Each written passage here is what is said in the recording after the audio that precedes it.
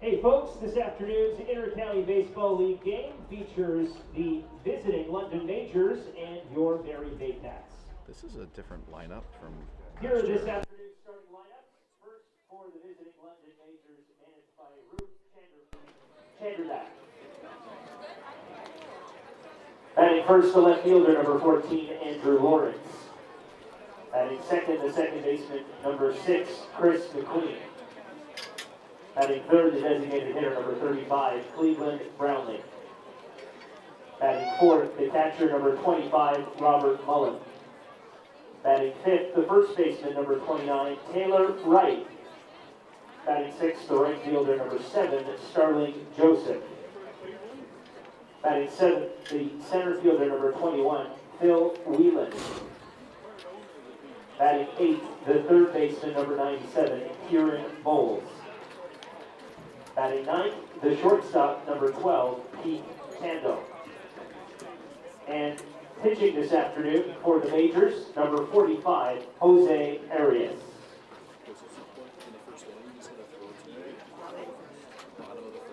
And now, ladies and gentlemen, girls and boys, put your hands together and make some noise. Here's the starting lineup for your Barrie Baycats, managed by Josh Becklow. Batting first, the center fielder, number 95, Noel McGarry Doyle. Batting second, the left fielder, number 6, Mike Dewan. Batting third, the designated hitter, number 27, Ryan Rio. Batting fourth, the second baseman, number 26, Adam Hahn. Batting fifth, the first baseman, number 55, Domenico Moore. Batting sixth, the shortstop, number 3, Carson Burns. Batting seventh, the third baseman, number 17, Brendan Cauley. Batting eighth, the catcher, number 13, Marcela Cass. Batting ninth, the right fielder, number 38, Brendan Hillier. And the starting pitcher this afternoon for your Baycats, number 30, Juan Benitez.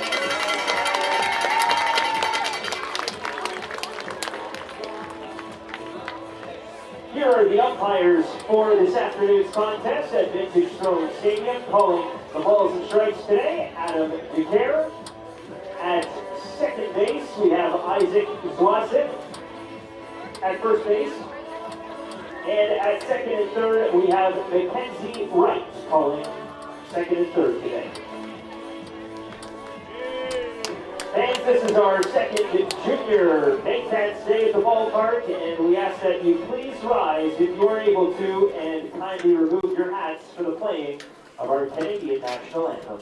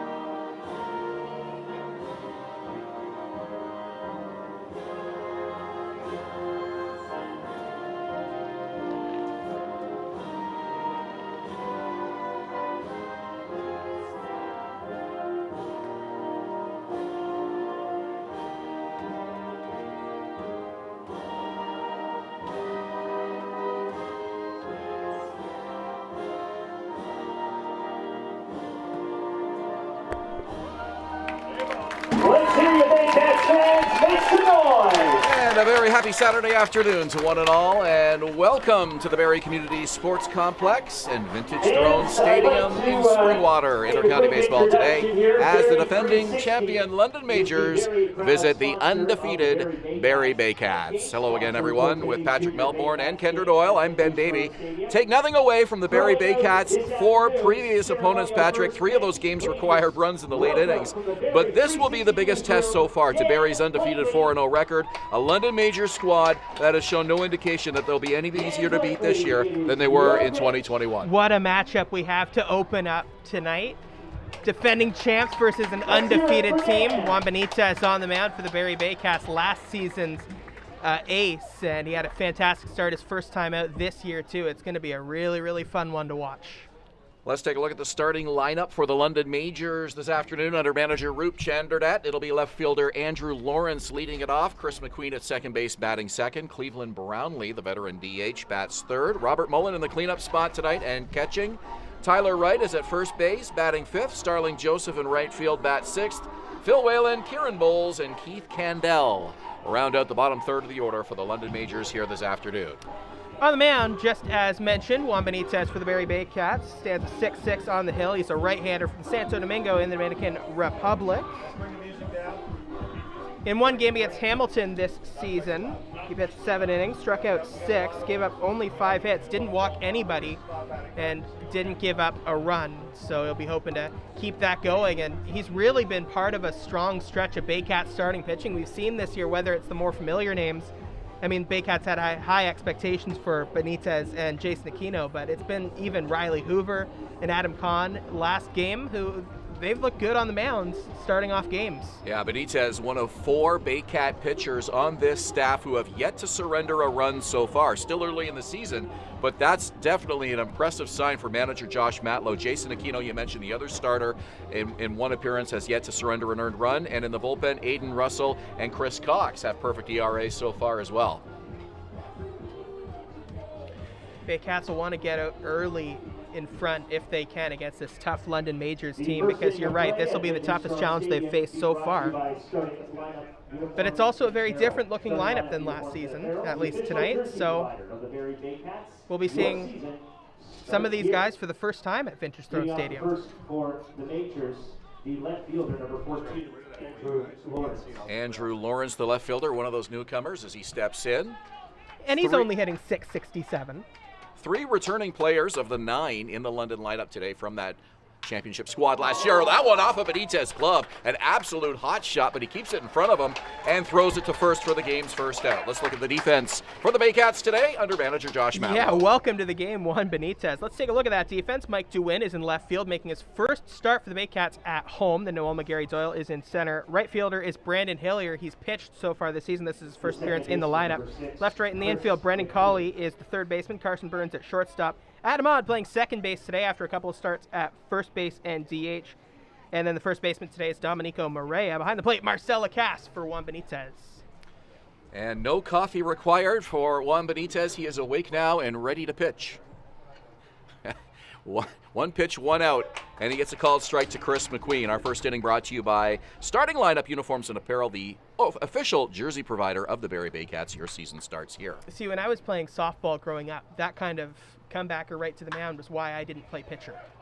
Rolled on the ground to first, picked up by Domenico Marea. He steps on the bag. So we'll keep a close eye on the defensive positions here throughout the game for the Baycats. As you mentioned, a much different looking lineup than we've seen defensively from the first 4 games for Barrie. Lots of guys not here today. Number 35, Cleveland Brownlee. Tyler Plumpton and James Anderson both absent, as are outfielders Branfi Infante and Jake Wilson, so they're stretched a little bit thin there as well. And then Lacasse making his first start behind the plate after returning to the team last game and playing third base. Big number 35, Cleveland Brownlee, an Intercounty Baseball League veteran. He's one of those guys where it's almost hard to imagine the league after he retires, isn't it? Because he's been around so long. Yeah, you put him in the same class as, Sean Riley and, other guys. And Jeff Cowan. Just, there's a certain class of players as this one sit on the ground, and it's under the glove of Carson Burns into left field, so the Majors get their first hit of the game.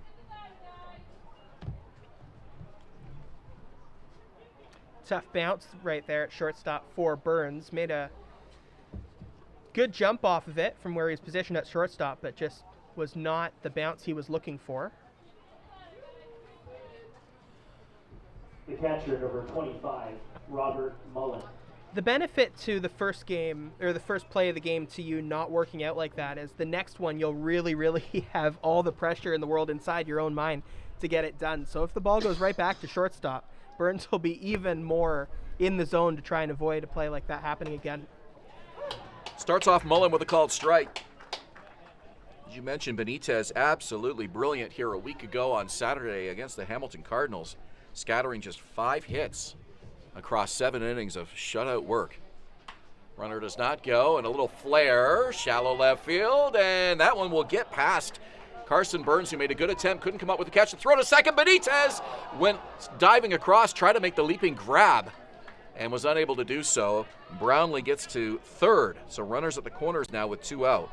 So that was a bit of a confusing defensive play because Carson Burns was the one who ended up making the play for that, but that wasn't his ball. That should have been Mike DeWinn's ball in left field, but DeWinn was playing just a touch too deep to get there. So with those two both going at it, also going for it all at the same time from third base was Brendan Cauley. So a bit of a miscommunication, but perfectly placed ball by Mullen. It looked like trouble right from the moment it left his bat, and DeWinn, as you mentioned, did not call off Burns, so Burns tried to make the play, unable to do so. So next time Mullen comes up, you figure that DeWinn might shift his defense just a little bit to try and account for a similar type of play. And great defensive instincts by Juan Benitez, who realized he'd be the only man over there at third to cover if they had a chance at getting him, but was unable to make the play. And a strike makes it 1 ball and 1 strike to Taylor Wright, the first baseman. And that's where you separate experienced pitchers when it comes to fielding with some of the younger arms who don't have that instinct yet. It's something that can be learned, and it's something that often veteran pitchers will teach to the younger pitchers. Runner does not go. Pitch in the dirt, blocked by Cass. And it's a good thing when younger pitchers learn that type of thing from the guys who have been around a little bit longer. It's the same in any sport and any job, really. Once you get there, you learn as much as you can, and that's the kind of thing that Benitez knows really well. Benitez misses on the 2-1, and it's 3 balls and a strike to Taylor Wright. So Brownlee at third, Mullen at first, 2 out in the inning as the Majors look to strike early here in the top of the first inning.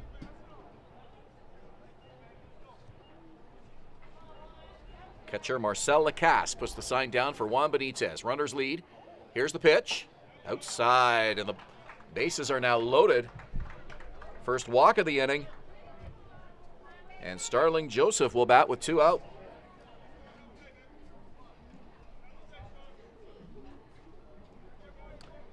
So Benitez just taking a second as he steps off the mound. This is the first time this season he's been working with Marcela Cass behind the plate, and that can be a bit of an adjustment, working with a new catcher. Mostly worked with Tyler Plumpton last season. And this adjustment on the catching side, too, because this is the first time Cass has caught for the Baycats this season. And really, he didn't catch a whole lot last season for the team either. So Benitez working with the bases loaded here. The leg kick and the first pitch is in the dirt. And he's put a couple of them in the dirt already, and Marcela Cass is being tested early here in this first inning defensively. I wonder if that affects a pitcher at all. You mentioned, the unfamiliarity of having, to work with somebody different behind the plate. A guy like Benitez will put one in the dirt once in a while. It's an adjustment on both sides. Swing and a miss. Comes back at him with a high inside fastball. It's 1-1. And when a catcher takes a little bit to get into the game, it won't necessarily bug the pitcher. Sometimes it can actually help a little bit because it gives both the pitcher and the catcher another second to think. 1 ball and 2 strikes, and Juan Benitez a strike away from getting out of this inning with the bases loaded and 2 out. He got 2 quick outs to start. A couple of weakly hit balls and then a walk to load him up here. London with a chance to draw first blood. 1 ball, 2 strikes. This at-bat's all about establishing the strike zone early. Benitez to Joseph and a pop-up over our heads, and the count will hold at 1-2. And that's the biggest obstacle when you're working with a new catcher early, because early in the game, you want to be establishing that strike zone and setting your template for the rest of the game. So you can keep it consistent and know what you're looking for. And sometimes when you have an experienced catcher, you don't need to adjust to it. You get it done maybe even with the first batter. With a newer catcher, it can take a little longer. That one's in the dirt, and the count is 2-2. Good patience by Joseph as he holds back on that one.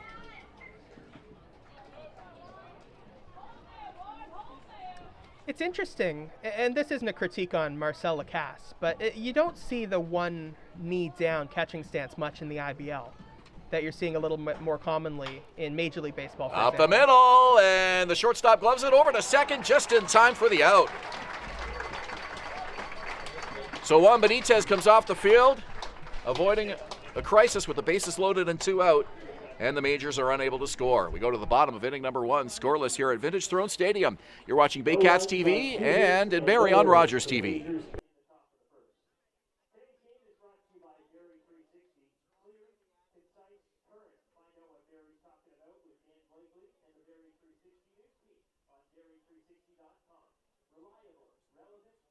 Danielle May Real Estate, supporting the Barrie Baycats and ready to help with all of your real estate questions. What is your home worth? Should you sell now or wait? Danielle is dedicated to your success. The next time you think real estate, think Danielle May. Your Canadian source for first aid kits, AEDs, safety products, and more. Shop online today at firstaidcanada.com. Life is precious. Be prepared.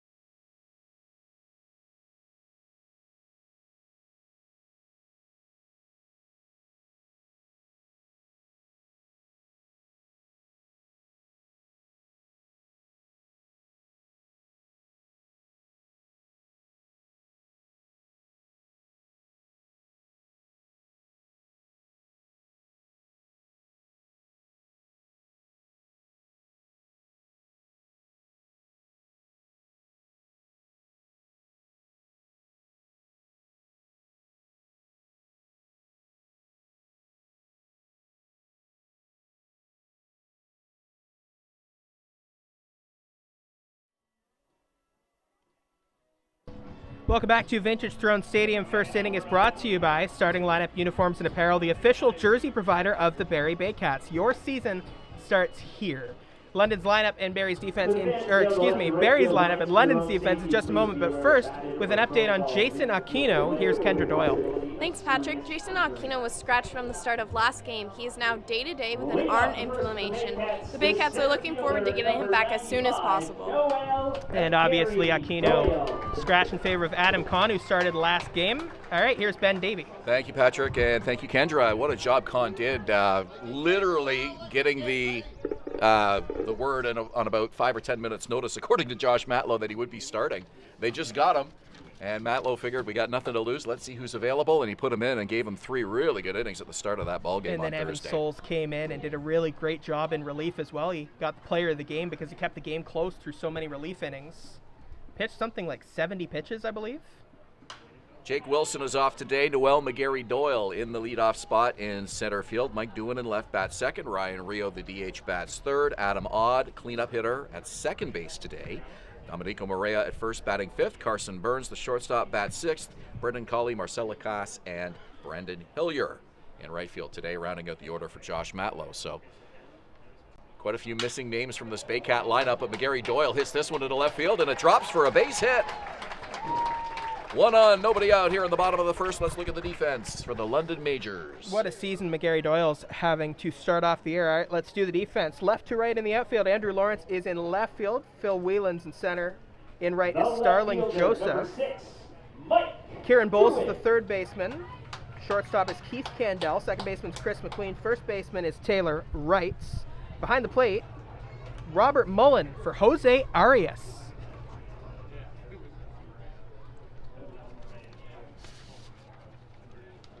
Runner goes. That one right up and in on the left fielder, Mike Doohan. Into second goes McGarry Doyle, and Arias throws that just a whisker from the left fielder's face. Completely missed his spot there going up, and because it was so far in, no one was expecting it, which means McGarry Doyle managed to get to second without a throw. Shortstop Keith Candell dancing in behind the runner. And it's a 2-0 count to Mike Doohan, the left fielder. Arias stands at 6'6" on the mound. He's from Santiago in the Dominican Republic. He's a righty.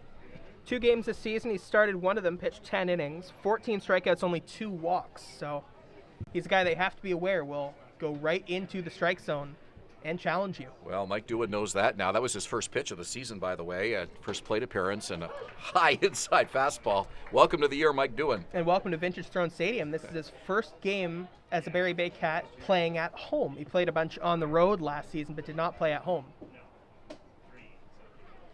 Mike Doohan wearing uniform number 6. Some of the material we had said 22. He's wearing 6, though. And that one does hit him. He tosses the bat away in frustration. And the reason he is still 22 on some things, it's an adjustment from last season. He wore 22 last season. He moved to number 6 this year because Starlin Rodriguez, when he gets here, will be wearing number 22. Well, that was not how Mike Doohan was hoping to get aboard, but he'll take it. 2 on, nobody out here, and a chance for the Baycats to get on the board. Ryan Rio, the hard-hitting DH today, batting third. So what happens early in the game when you can't locate the inside pitch is you almost lose that pitch to right-handed hitters. So you almost have to attack more on the outside part of the plate. That one in the dirt, it's blocked by Mullen. And you never want to limit your options on where you can throw pitches early on in the game. Baycats with wins over Toronto, Hamilton, Kitchener, and a thrilling win over Guelph here on Thursday night for that perfect 4-0 start to the season.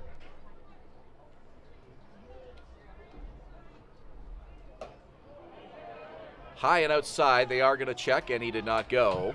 Count is 2-0 to Ryan Rio. It's a tough angle from second base if you're the umpire there standing right behind. You can see in the top left part of your screen. He's not really going to get a good look at that check swing.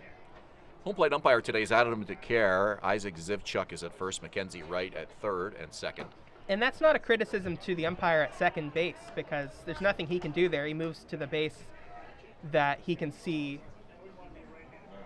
for defensive purposes. That's his number 1 priority. But if you're the catcher going out there to try and get that check swing call, most of the times he's just going to confirm it because he's not going to be able to see it any better than the home plate umpire. Rio taking all the way, and the count 3 balls and a strike. Now, that's a good point. And that's any umpire. I'm not saying this specific umpire. I'm just saying that angle, which you're there on purpose because of the base runners, he's not going to be able to see it at home plate. And when runners are on, that's when the third base umpire is in that position. And definitely a tougher call to make. It has to be pretty conclusive. Yeah, and it's where he should be for the play. So not much he can do about that. If you're a right-handed hitter, you can look down to the first base umpire and get a good look because you're seeing almost the side angle. But from Rio, who's a lefty, you're not going to be able to get it. 3 balls, 2 strikes to Ryan Rio. Nobody out here. Bottom of the first inning. London and Barrie scoreless. Pitch from Arias with the runners going on the delayed steal, and it's fouled away. Rio protecting the plate with the runners in motion. And that was a double steal with both McGarry Doyle and Doohan going on the pitch.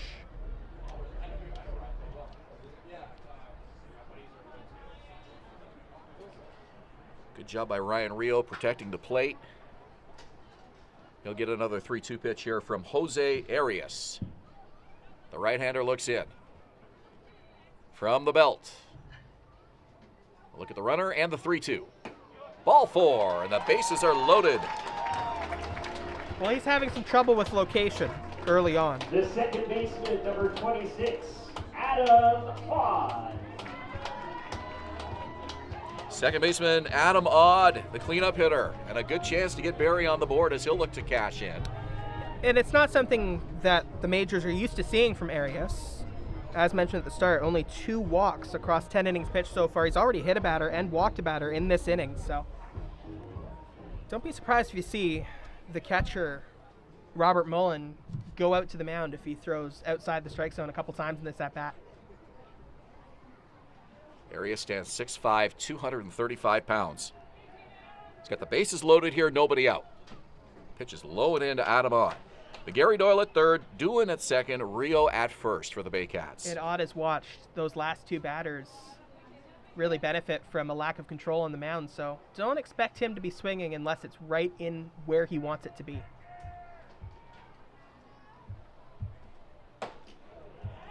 Blows that one up high and away, and it's 2 balls and no strikes. And there is Mullen going out for a chat because he's just not hitting the spots. That one wasn't even competitive, that pitch up and away. So both pitchers getting tested early in this ball game. Juan Benitez had the bases loaded with 2 out in the inning.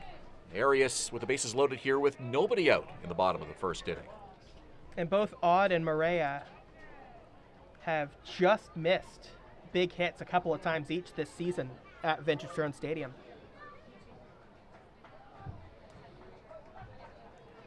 How many times now has Marcela fouled one off where it would have been a home run? At least 3, I think. 3 balls and no strikes to Odd. Have to figure he'll be taking all the way here as Arias really struggling with his control. Situation like this, just want to find the play, but you don't want to make a mistake either and leave it hanging. Here's the pitch, and he gets the called strike, and Odd is taking all the way, so it's 3-1. Yeah, there's a sport element to that too, where 3-0 with the bases loaded in the first, some batters might not want to swing at. Jose Arias. 3-1 pitch, a high pop-up. Infield fly rule called. Catch is made by Keith Candell. Just got under that pitch a little bit. It was the velocity that he wanted. It was the pitch he was looking for, but the bat was just a little bit low. 55, Domenico Morea.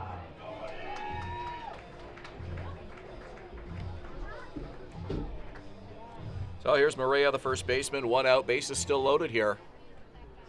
Big out for Jose Arias, who gets the pop-up. 1 out in the inning.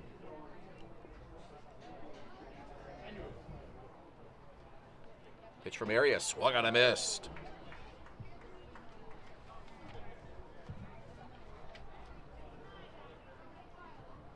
He's probably happy he didn't make contact on that one.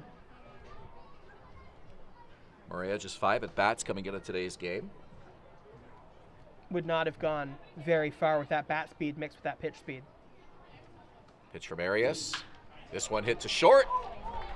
They go to second for 1, over to first, and a double play. What a job by Jose Arias. Getting the pop-up and the ground ball, and Barrie leaves 2, including the bases loaded here in this bottom of the first inning. So through an inning of play, London and Barrie are scoreless. You're watching Baycats TV and Rogers TV in Barrie.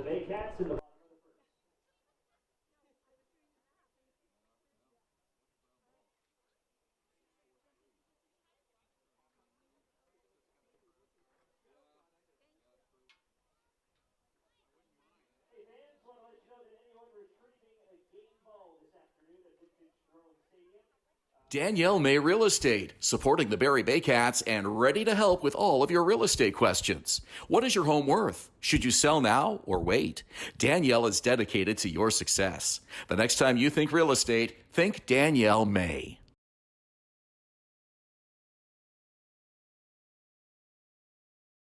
Your Canadian source for first aid kits, AEDs, safety products, and more. Shop online today at firstaidcanada.com. Life is precious. Be prepared.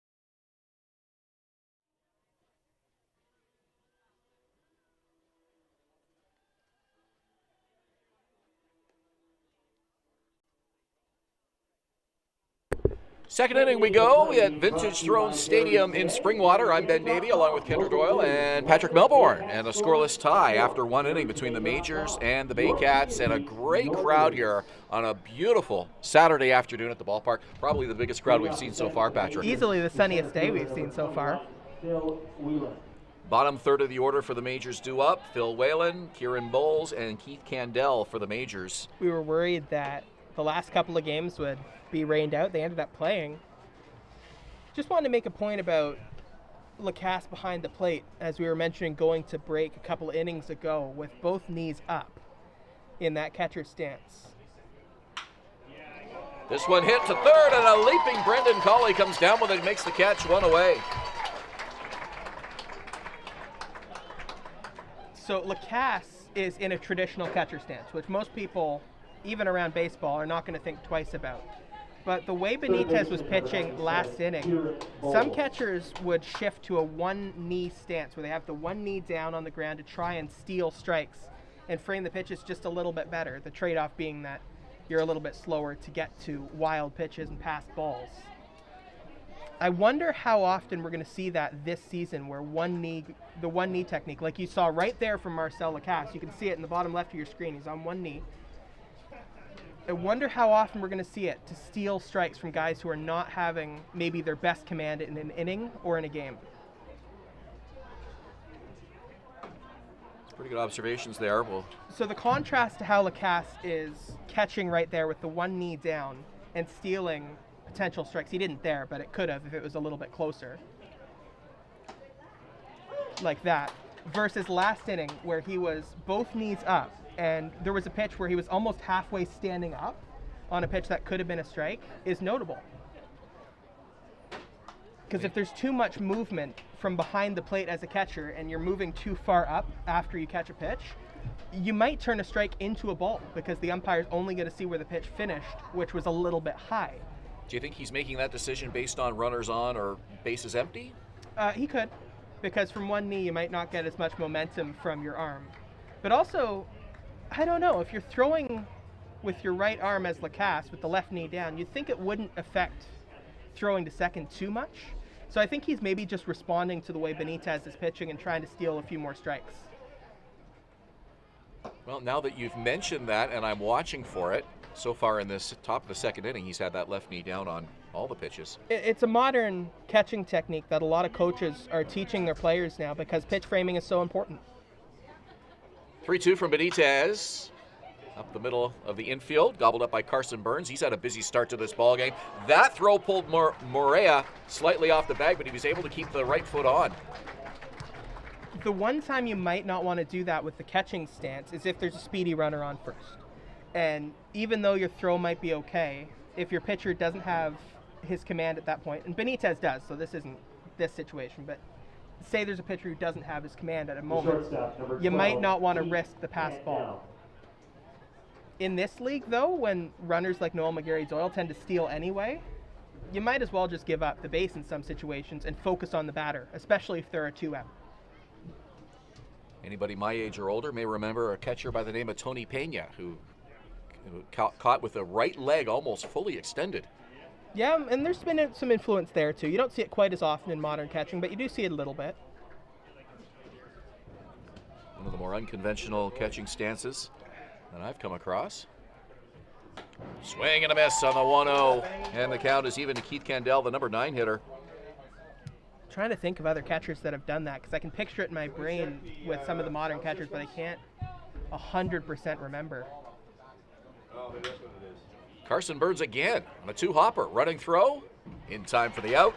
3 up, 3 down, just what Juan Benitez needed, and through an inning and a half. We're still scoreless here at Vintage Throne Stadium. You're watching Baycats TV and in Barrie on Rogers TV.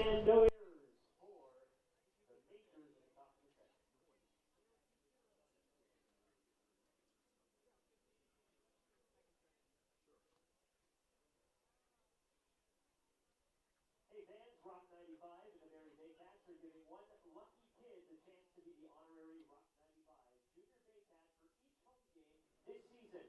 Kids ages 7 to 11 years old will have the chance to enter to win this exciting and unique experience. All they have to do to win is sign up online at rock95.com and listen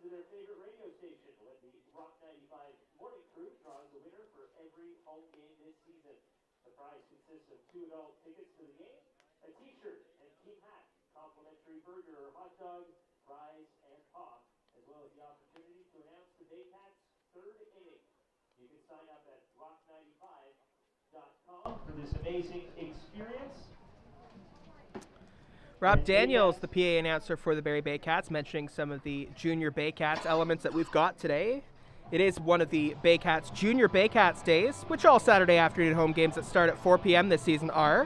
With the supportive partnership of Rock 95, Cool FM, Barrie 360, Moonwalk Entertainment, and Dream Parties, family fun will be taken to a whole new level. Second inning presented by BarrieToday.com, local news, weather, Baycat scores, and more. BarrieToday.com, your community, your news. Back on the mound, Jose Arias. Back on the mic, Ben Davy. Thank you, Patrick. Rock 95 news announcer Dan Blakely out here to throw out the first pitch prior to this afternoon's game.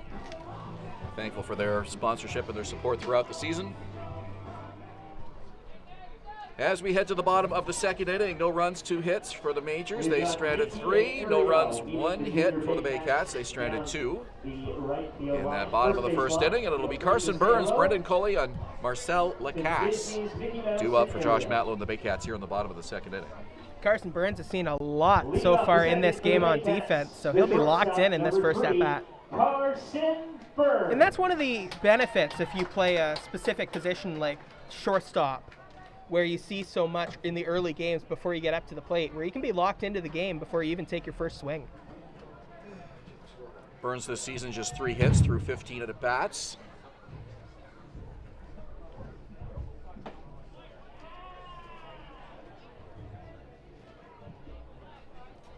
Breeze starting to pick up just a little bit now as it's blowing from right to left. Beautiful sunny sky though, 19 degrees.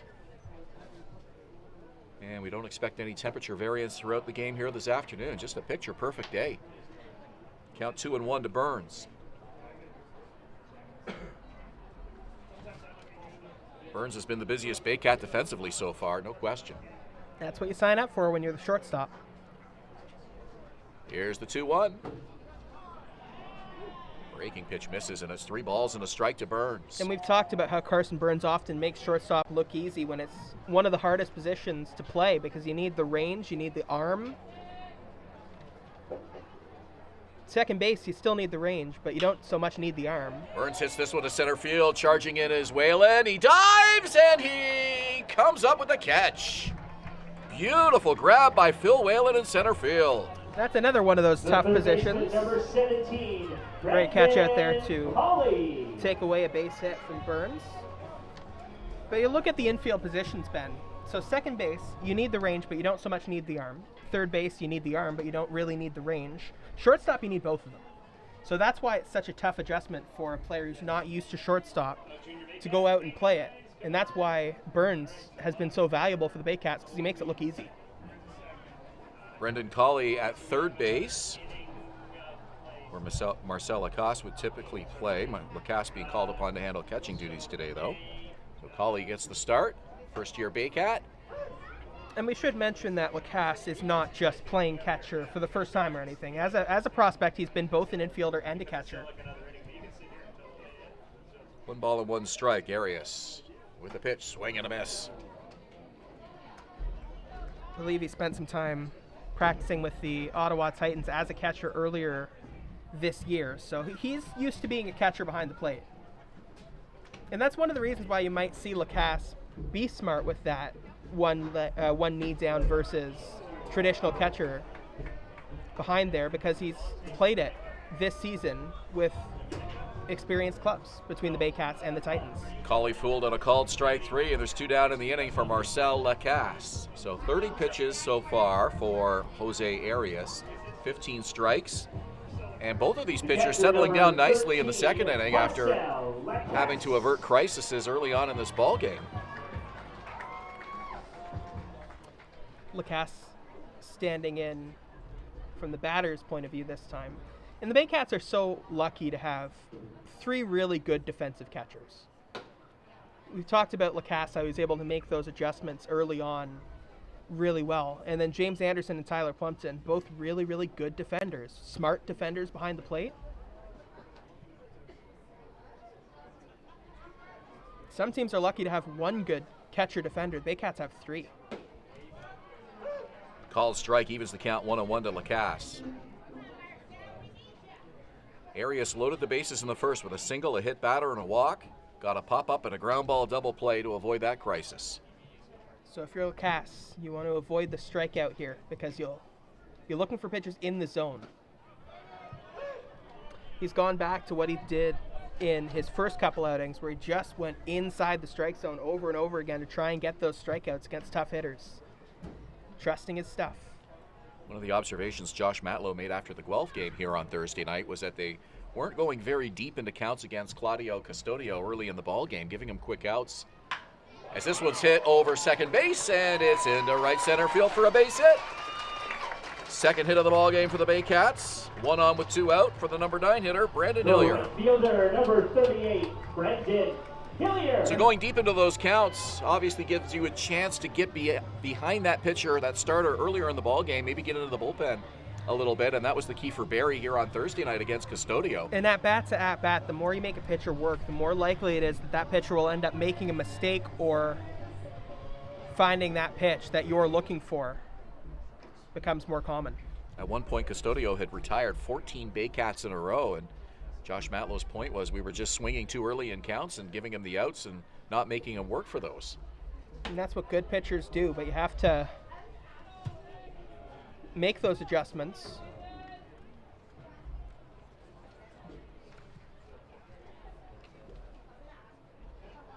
Custodio looked excellent in that game. Former Baycat, I know he was amped up to be back here and was very sharp in that ball game. And the fact the Baycats just kept their minds in it and didn't give up, ended up winning that game, was big.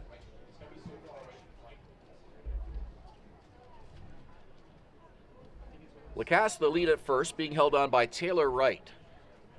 Arias with the 0-1 pitch, swung on a missed strike 2. This is Hillier's first at-bat of the season. Primarily a pitcher. We've seen him in the lineup a few times over the last couple of seasons. And he played left field on the exhibition game against Thornhill here a couple of 2 weekends ago now. Back with a head first slide is Marcela Cass. He's in just his second game of the year as well. So a lot of players still trying to get into that rhythm, and more will join obviously as the season unfolds. 1 on 2 out here, bottom of the second. Jose Arias gets the sign and the pitch. Swung on a missed strike 3. The Baycats strand a runner in the bottom of the second through 2. We're still scoreless here at Vintage Throne Stadium. You're watching Baycats TV and in Barrie on Rogers TV.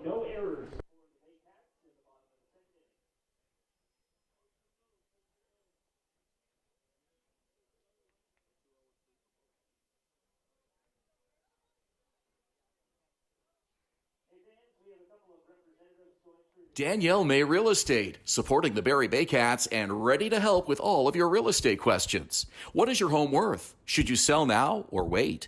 Danielle is dedicated to your success. The next time you think real estate, think Danielle May. Your Canadian source for first aid kits, AEDs, safety products, and more. Shop online today at firstaidcanada.com. Life is precious. Be prepared.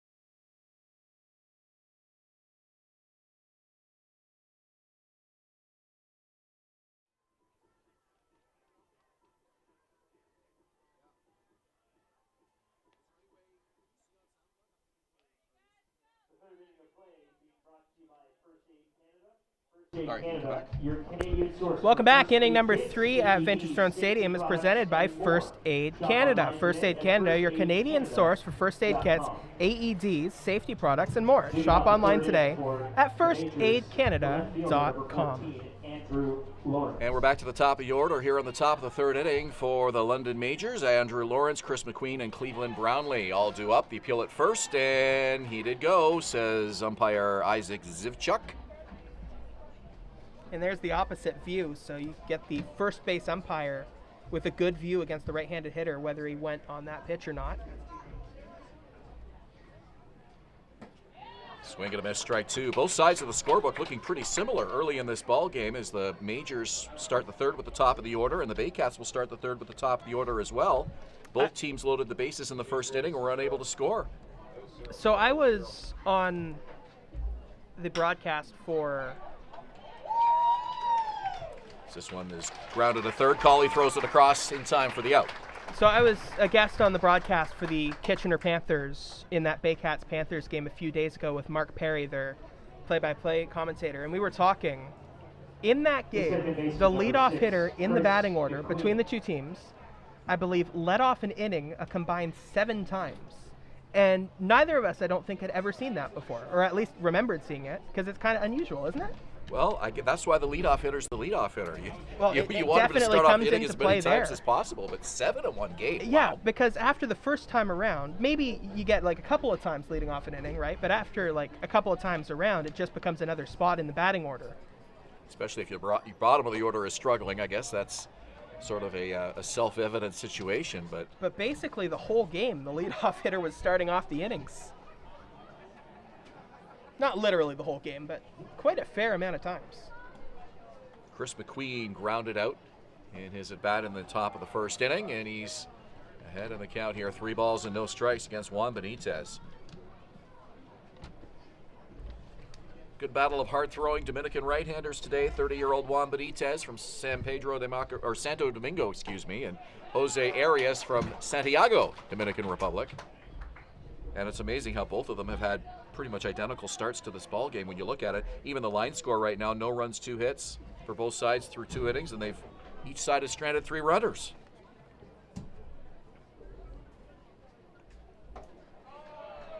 And a walk to Mcqueen.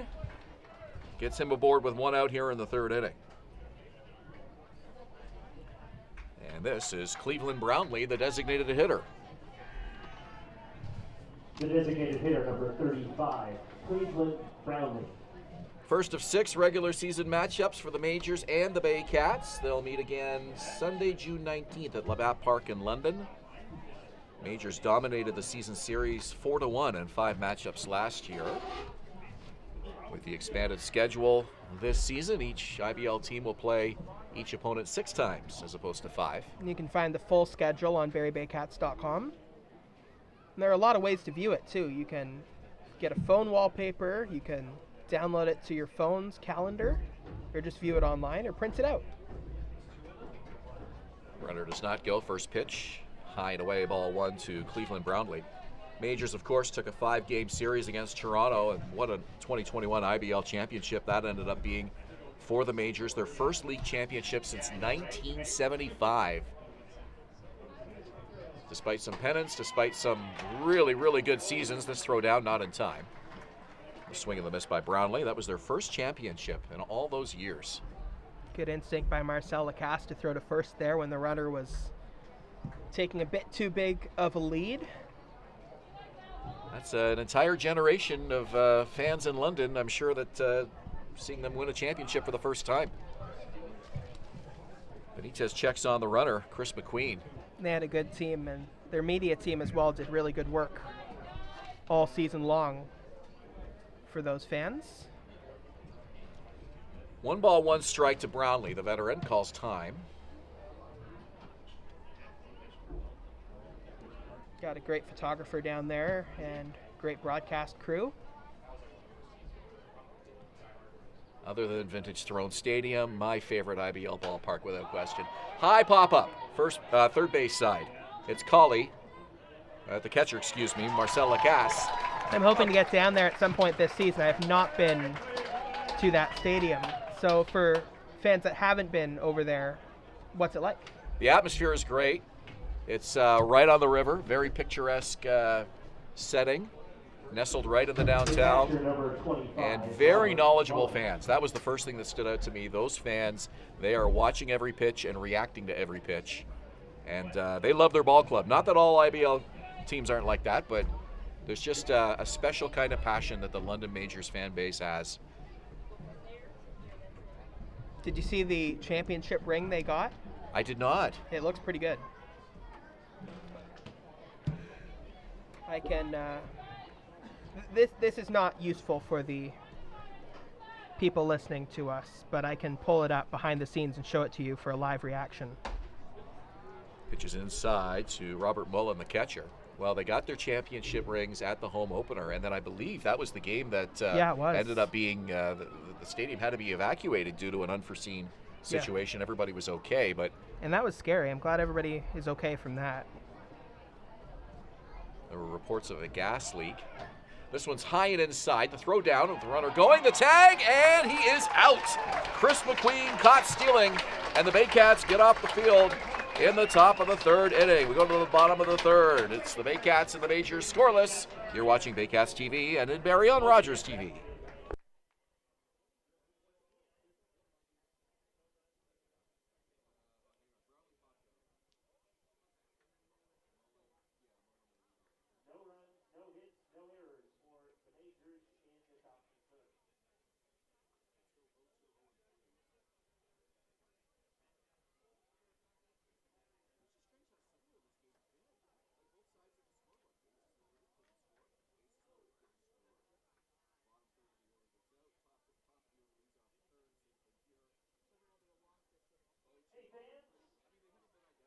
Saturday afternoon, 4 o'clock, home games here at Vintage Throne Stadium are Junior Baycats days at the ball.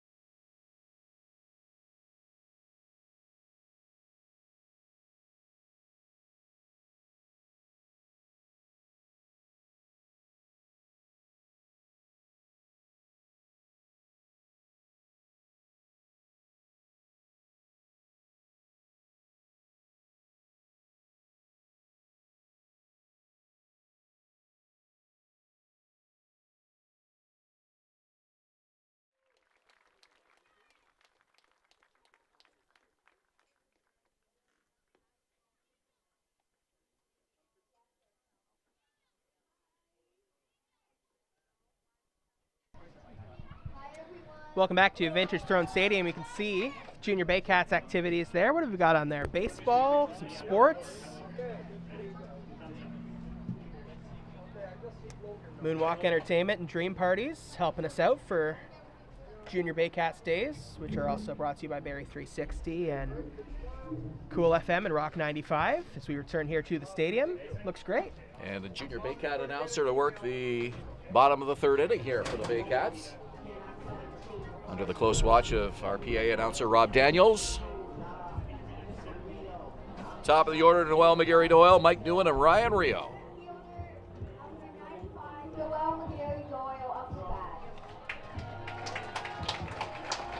McGarry Doyle singled.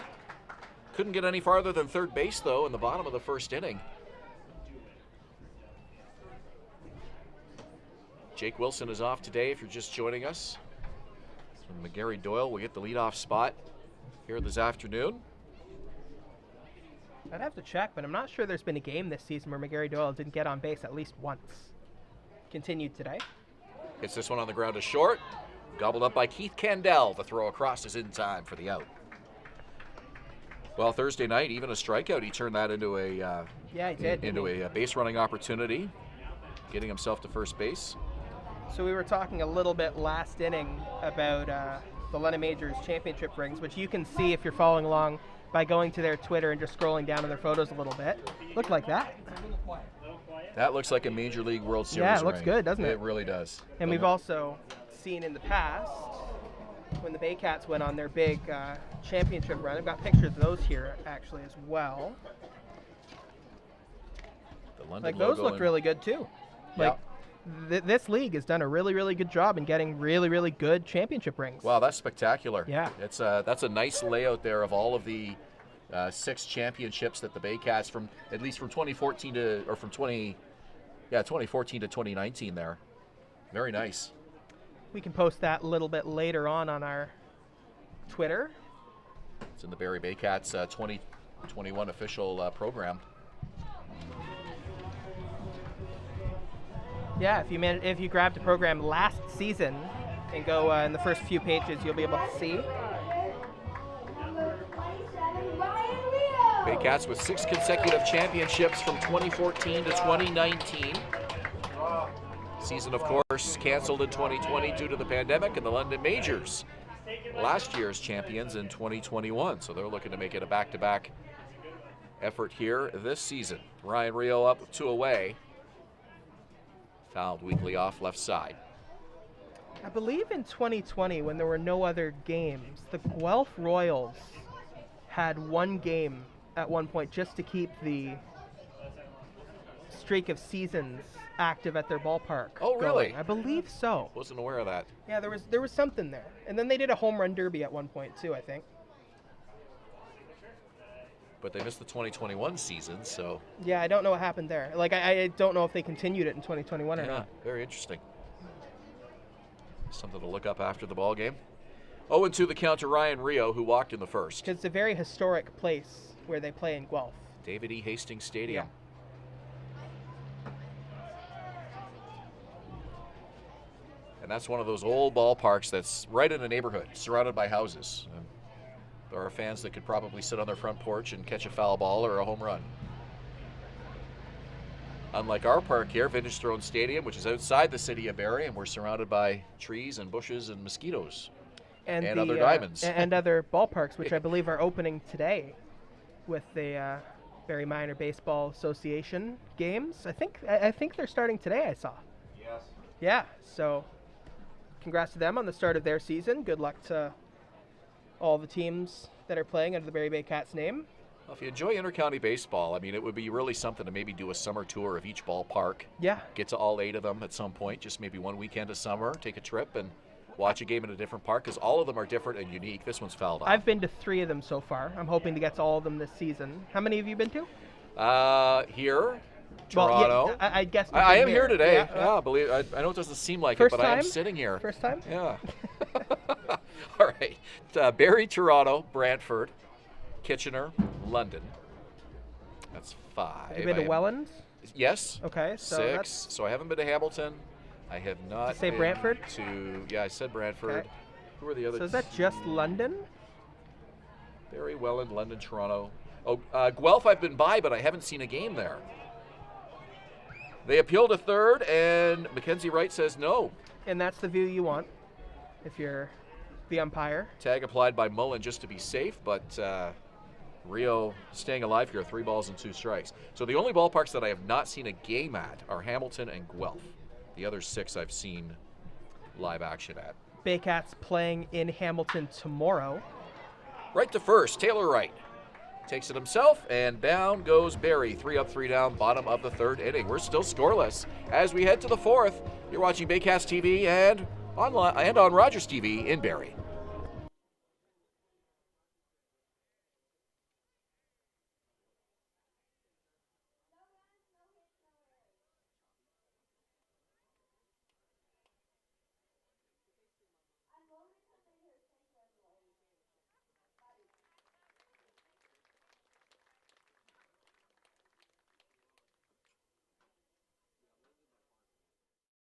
BarrieToday.com. Local news, weather, Baycat scores, and more. BarrieToday.com. Your community, your news.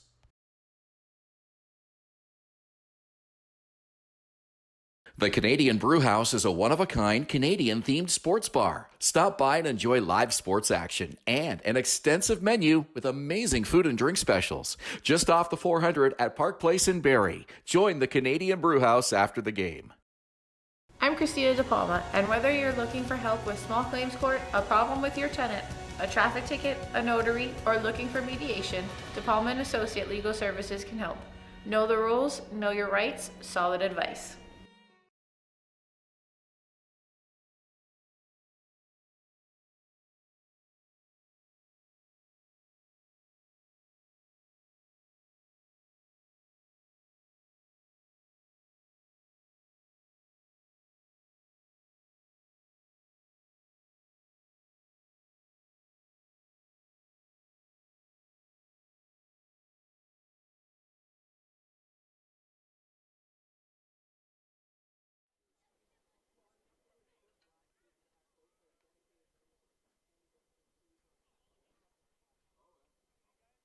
Fourth inning of play, brought to you by Centerfield Foods. We go to the fourth inning. It's Barrie and London scoreless. First of 6 regular season matchups for these clubs. The undefeated Barrie Baycats looking to keep that streak going here against the defending IBL champion London Majors. Leading off the fourth for the Majors, the catcher number 25. Robert Mullen, Taylor Wright, Starling Joseph due up to face Juan Benitez here in the fourth inning. Mullen's still up because he was at the plate when the caught stealing happened.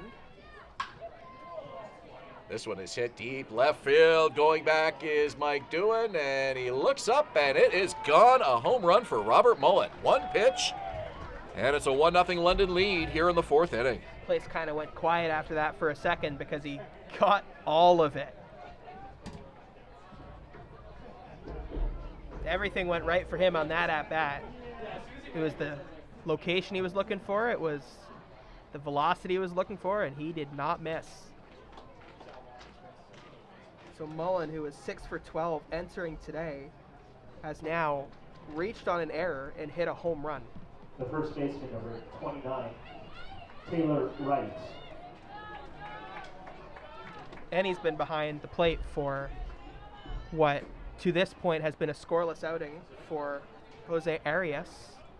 Celebrated his 28th birthday last week, so a few days late, but happy birthday to Robert Mullen, and a big home run here to put his team ahead 1-0 early in this game.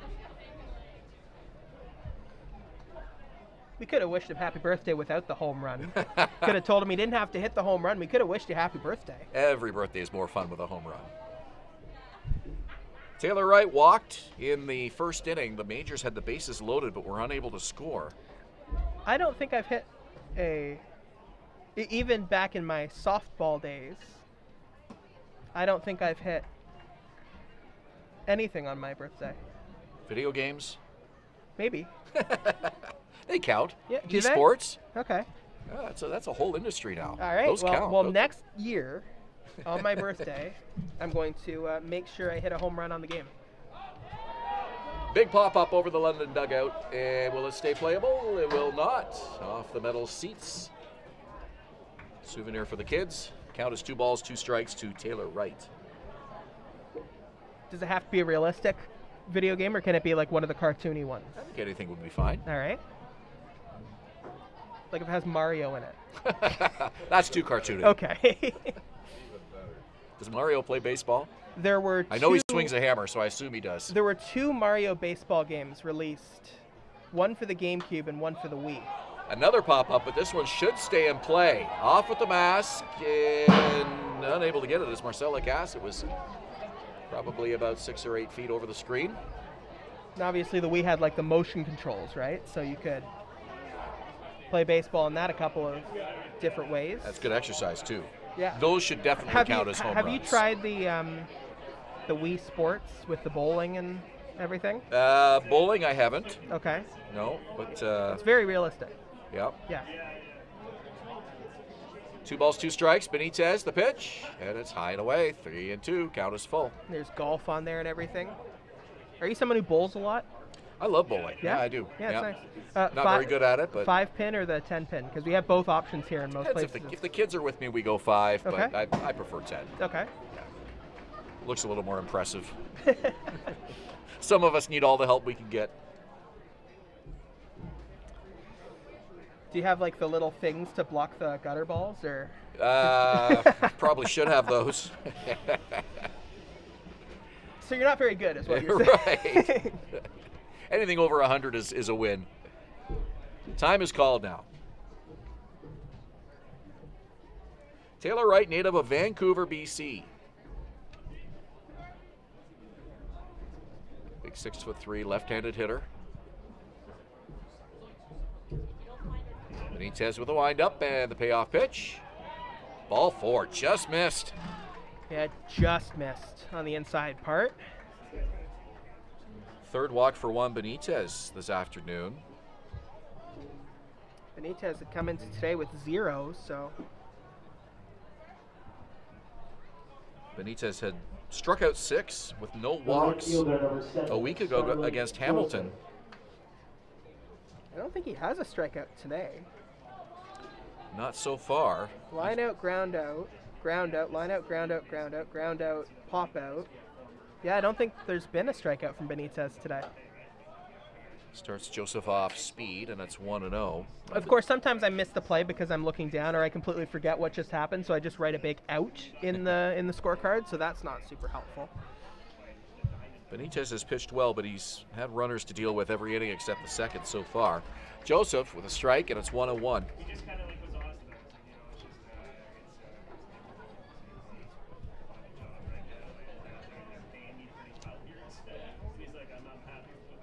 Majors had last night's game at home against Hamilton postponed. Rain across the area, so that game will be rescheduled. Wins over Toronto and Guelph. They lost to Welland, and then we mentioned that suspended game against Kitchener, so that 2-1 record for the Majors so far. London had postponed yesterday, was supposed to be against the Cardinals, who are facing the Baycats tomorrow. So both those teams, after that suspended game, or postponed game, facing the Baycats for the next one. Into center field for a base hit in front of Noel McGarry-Doyle. And trouble here for Juan Benitez and the Barrie Baycats as there's 2 on and still nobody out in this 4th inning.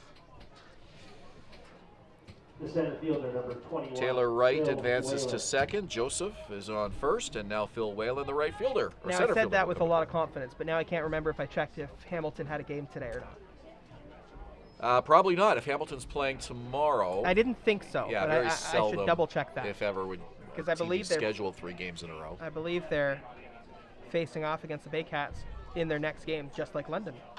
Showing bunt and fouling it off is Whalen.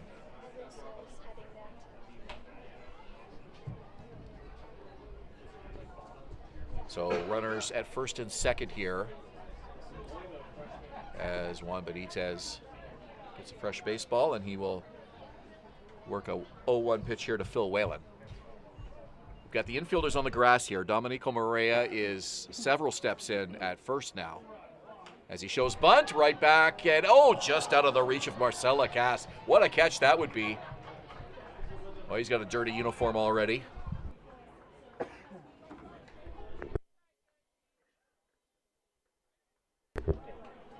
No balls, 2 strikes to Starling Joseph, so that'll probably eliminate the bunt here as the defense can go back to their normal positions and anticipate a ground ball. They are shifted slightly around to the right. They're going to go back to their typical positions here. No balls, 2 strikes. Phil Whalen, the right-hander, holds the bat low, now up. As Benitez comes set, checks the runner, and here's the pitch. Swung on, and a foul tip into the glove, strike 3. Down goes Whalen, 1 out in the inning. Let's check in with Kendra. We have Evan Souls warming up in the bullpen. He's a right-handed pitcher. Kieran Bowles. So Souls just getting up, starting to do a little bit of light tossing, but Benitez trying to settle down here and get out of this 4th inning, Patrick. Kind of interesting to see Evan Souls so soon after that last one where he really almost had a start from the bullpen, follower for Adam Kahn, who was the starter / opener in that game, depending on how you want to describe it. This one lined to shallow right field. It's a base hit. They will hold the runners. Wright stays at third. Joseph stays at second. Bowles is aboard with a hit, and now the number 9 hitter Keith Candell comes to the plate. So the Majors have the bases loaded for the 2nd time in this ball game.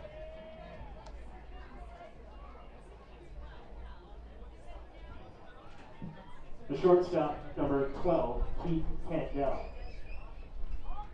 Mentioned Benitez gave the Baycats 7 very strong innings here last weekend against Hamilton. The pitch count, though, was much lower than it is today. Benitez has thrown 58 pitches already here into the 4th inning, and 35 of them strikes.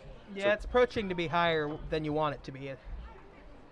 Good control, but he's given up base runners and has another jam to deal with here in the 4th. Starts Candell off with a fastball and blows it right by him, strike 1. If he can get out of this inning with this being the final batter, the pitch count should still be okay. Wright at third, Joseph at second, Bulls at first. Chance for the Majors here to add to a 1-0 lead. Swing and a miss. Overpowering, top of the strike zone. Swung right through it. Candell just could not catch up to that fastball. No balls and 2 strikes. Had a .304 average for the Majors last year in 27 games. You might see that pitch again, because Candell had nothing on that. Benitez puts that one low, and it's 1-2. Fastball again, that time locating it differently, trying to get him off balance, but Candell saw that last pitch and was going, okay, no matter what, I'm not going for that one again if it looks like a fastball. Maria 2 steps in on the grass at first. Foul tip into the glove, strike 3. 2 strikeouts in the inning, and a big one there. Back to the top of the order for Andrew Lawrence.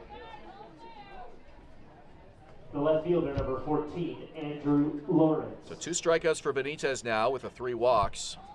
He heard us say he had no strikeouts, and he decided to come in with a couple. So that second strikeout is really, really big, because now you can pitch to contact a little bit more and hope that your defense can come up with a play to get that third out. Are you taking credit for Juan Benitez 2 strikeouts in the inning here? No, I'm just saying that maybe he heard us and decided, okay, well, you wanted to see a couple of strikeouts. Here we go. This one hit to right center field, and that is going to drop. It's going to be trouble. It goes all the way back to the wall. It'll score at least 2 runs. Wright is in, as is Joseph. They're going to send Bulls home. No throw. It gets past the third baseman. And that is a 3 RBI triple for Andrew Lawrence. And a 4-0 Majors lead here in the 4th inning. This is Andrew Lawrence's 3rd game of the season, and already his 7th hit of the year. Came into this game hitting .667. First season with the London Majors, and he looks really good. Good pickup for them. 3 RBIs, 1 swing of the bat. First pitch swinging, Lawrence gets it done, driving in 3. The second baseman, number 6, Chris Mcqueen. And the 8th hitter of the inning for the Majors will be Chris Mcqueen, the second baseman.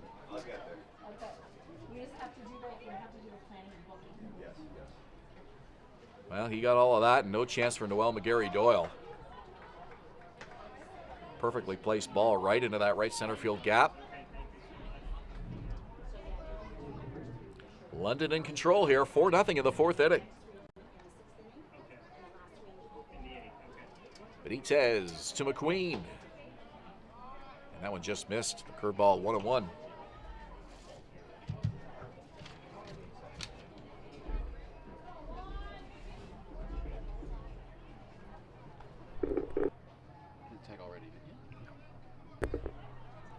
Two balls, no strikes. Benitez comes to the set position and the pitch. Fouled off to the screen and out of play. Smart. Our 4th inning is brought to you by Centerfield Foods, feeding fans and families at the Barrie Community Sports Complex since 2005. Smart base running over there at third base as he's taking the lead, trying to distract Benitez out of the corner of his eye on the mound, because when Benitez starts his delivery, he's almost looking at third, right? Out of the corner of his eye, because he's facing in that direction. So Lawrence just trying to distract him a little bit. Here's the pitch. Gets the strike call. 2 balls, 2 strikes. So this, on paper, has been Benitez's worst inning because of the 4 runs. And no one's going to argue with that. But he's also thrown some of the best pitches that he's thrown this game, this inning. Yeah, he had not allowed an earned run until this 4th. Left side over to the Majors bullpen. It's out of play. I tell you, We'll hold it 2-2. if you're going to see a stolen base of home this season, it might be Andrew Lawrence right now, because he is really taking a big lead. Well, you have a inexperienced catcher behind the plate. Let's see. Benitez comes set. 2 balls, 2 strikes. Check swing. They appeal. He did not go.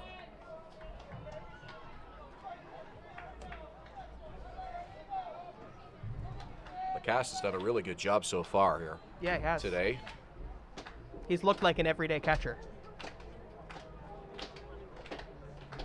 Which I suppose shouldn't be a surprise with how much catcher he's played in the past. 3-2 pitch. Fouled away. Mcqueen with a defensive swing to keep the battle going here between Juan Benitez and Chris Mcqueen. 3 balls, 2 strikes, 2 out in the inning.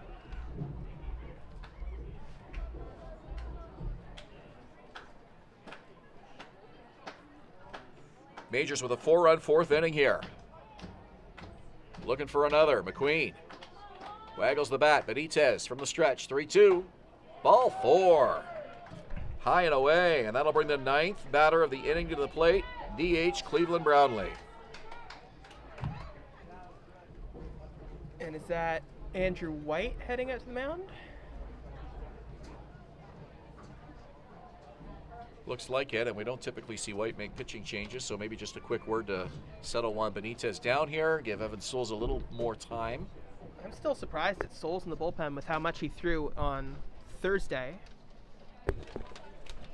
So we have a bullpen update for you. Here is Kendra Doyle. Right-handed pitcher Dalton Brownlee is now warming up in the bullpen. So with Souls just warming up a little bit to stay loose, Brownlee, who has not pitched a game this season for the Baycats, coming in a spot that's not super high leverage as his first appearance potentially of the season, makes sense.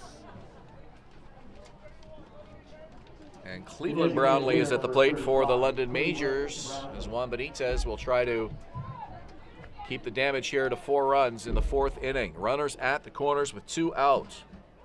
Andrew Lawrence at third. He had that big 3 RBI triple to build this 4-0 lead for the Majors. And Brownlee hits this one hard to left field. That ball is high, and that ball is gone. Over the left field fence and just inside the 325 foul pole. A 2-run bomb for Brownlee makes this a 7-0 ball game for the Majors. 3-run homer for Brownlee, and the Majors have batted around in the 4th.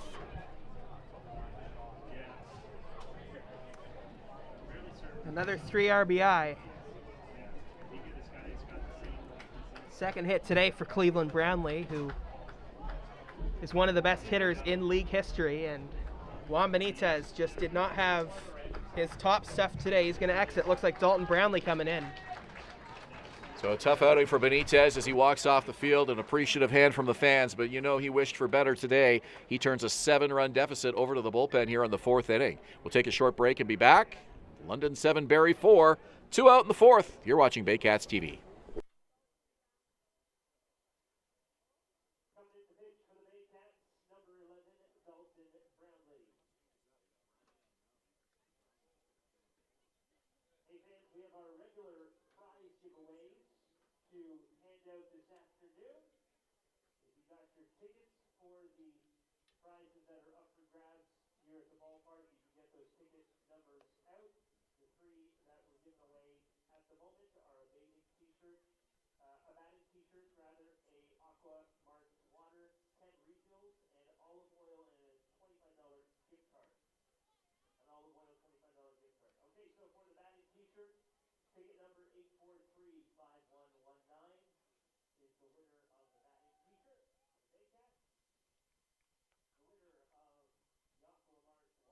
Refills is ticket number 8435336. And for the olive oil $25 gift card, going to ticket number 8435159. You can claim your prizes this afternoon at the Baycats tent towards the front of the stadium, front entrance. Congratulations. Lots of prizes being given out. Rob Daniels, the PA announcer. Gary Mason's our statistician. Brian Backlund is our broadcast producer. I'm Patrick Melbourne. That's Ben, Davy, Kendra Doyle here as well. Dalton Brownlee taking the man for his first start of the season, or his first game of the season rather, not a start, as he enters with 2 outs in the top of the 4th. Right-hander. And it is his first year in the league overall. So not just his first appearance for the Baycats, but his first appearance in the IBL. Stands tall, he is a righty, and he'll be facing off against the London Majors order, which continues the second time across. They have batted around Robert Mullen, who hit a home run to lead off this inning, will stand in again. And back on the mic for play-by-play is Ben Davy. Thank you, Patrick. Brownlee, a 21-year-old native of Innisfil, stands a lanky 6'2" on the mound for the Baycats, 215 pounds. Brownlee comes on in relief of Juan Benitez, who turns a 7-run deficit over to the bullpen here in the 4th inning. Robert Mullen, 2 for 2 today. Pitches high. Getting a good look at Brownlee for the first time this season. We saw him working out during the media day. Looked pretty good. Second at bat of the inning for Mullen, who started this off with a solo home run to get London on the board. A called strike makes it 1-1.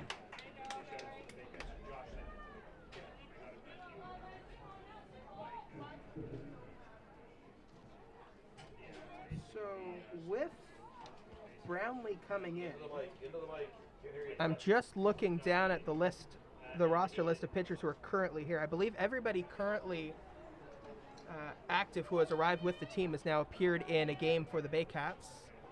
Team still waiting on Frank Garces and Marshall Leishman to get here. Brownlee's pitch is high. The count is 2 balls and 1 strike.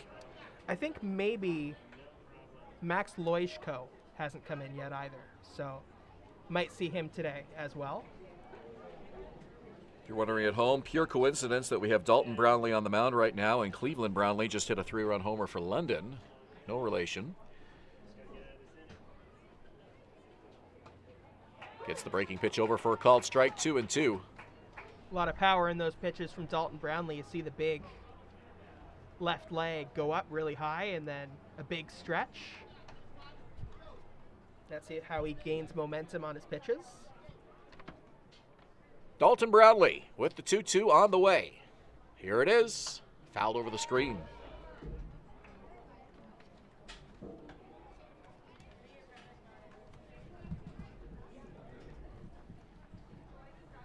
Well, you're mentioning how similar this game was early in the box score for the first couple innings. No, I'm serious. Maybe the Baycats come back and score 7 next half inning. The Baycat fans at home certainly are hoping that. Here's the pitch from Brownlee. He throws the changeup and it's high, and the count is full 3-2. Certainly changed in a hurry, but if there's one thing we know about this Baycats team, it's that they don't give up. Every game, it feels like so far, has been a late innings comeback win. And you know, you get a couple innings where you score 2 or 3, and you can get back into a game. 3-2, a high pop-up foul territory. It's the left fielder running over, and it's out of his reach. Because you look at 7-0 right now, and it's intimidating, right? But if you have a 3-run inning and then a 4-run inning, it becomes only a 2-run lead. So you just have to take it at bat by at bat and not give up. Well, that's the approach for sure. You want to start chipping away at it as early in the ball game as you can. But again, you never know in this game. You could see a big inning. Just like this one from London. Certainly didn't expect Juan Benitez to give up 7 runs in that 4th inning. That one hits him, and not getting out of the way of it at all was Mullen. Took the changeup just below the shoulder. Yeah, even if he had tried a little more to get away from that pitch, it was still one that would have been ball 4 anyway. Yeah. It either might have hit him or it would have been ball 4. So Taylor Wright now will come to the plate. 11th batter of this 4th inning for the London Majors. Cruising along here to a tune of a 7-0 lead over the Barrie Baycats. Well, the Baycats haven't had that one big explosive inning so far this season. We haven't seen that. It's been a lot of late inning comebacks. Of course, a 4-0 record. You really haven't had any large deficits to overcome. So this is this challenge here today is first for the Baycats in this young 2022 season. And you wonder now, early in the season, if Jose Arias might go 5 innings or 6 innings instead of deeper into the game just because they have this big lead to try and rest his arm a little bit more and get him deeper into the season with lower innings. Certainly gives your bullpen that option, no question. So you might be facing a different pitcher than Arias, and then you can reset as a hitter. No balls, 2 strikes. Brownlee's pitch, swung on and missed. Down goes Taylor Wright, and that will do it for London after scoring 7 in the top of the 4th. We go to the bottom of the 4th. Barrie trailing London 7-0. You're watching Baycats TV and in Barrie on Rogers TV.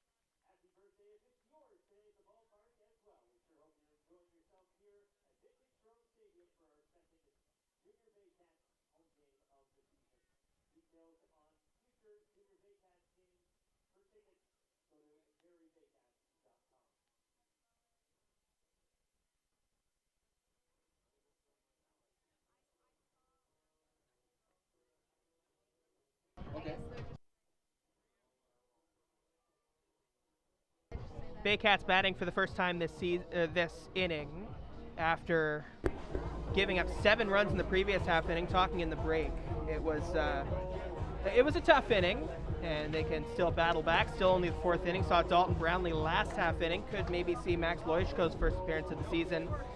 And again, the younger guys like Evan Souls, Aiden Russell have been warming up just a little bit. And now batting to lead off the bottom of the 4th, Adam Ott, who Ben Davy came back from injury a little bit and has come back and been a good part of this middle of the batting order. Odd, Maria, and Burns due up for the Baycats in the 4th. First, let's get a quick bullpen update. Here's Kendra. Both Max Loishko and Aiden Russell are both warming up in the bullpen right now. Thanks, Kendra.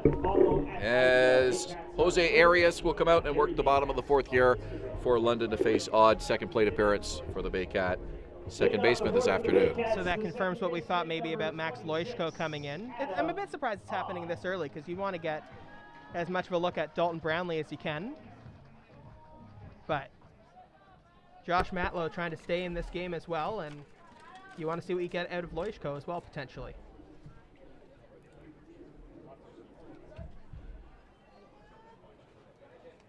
First pitch from Arias is high, ball 1, so we'll see how his precision and control are here after a lengthy stint in the dugout when the majors exploded for 7 runs in that 4th inning.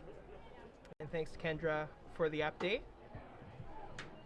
Great to have that extra element to our broadcast today. Ball 2 to Odd, and this is what the Baycats need to do. Just keep this game at the pace it's at, try to get some base runners, keep things slow, and start chipping away at this 7-run deficit. Can't do it with one swing of the bat, so may as well get some deep counts here and make Arias work for the outs he gets. It's 3-0 now to Adam Odd.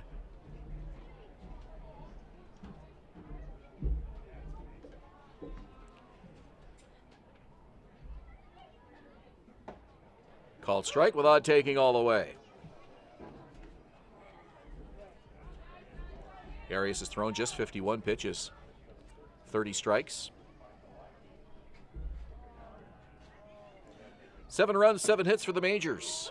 Strike to Odd, it's full. Baycats with just 2 hits on the afternoon so far. Noel McGarry Doyle, who led off the game with a single, and then Marcela Cass with a single in the 2nd. Baycats had 3 straight base runners to open up their bottom of the 1st. Loaded the bases off Arias, and then since then it's only been that Lacasse single. And a walk from Arias to Odd, so the Baycats get the leadoff man aboard for the second time this afternoon. The first baseman, number 55, Domenico Morea.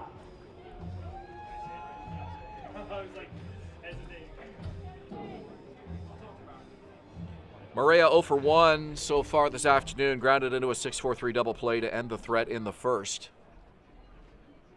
That was the Baycats' best scoring opportunity so far today when they had the bases loaded with nobody out. Morea, first pitch swinging, hits a fly ball to left. Andrew Lawrence underneath it comfortably for the first out of the inning. Carson Burns will come to the plate.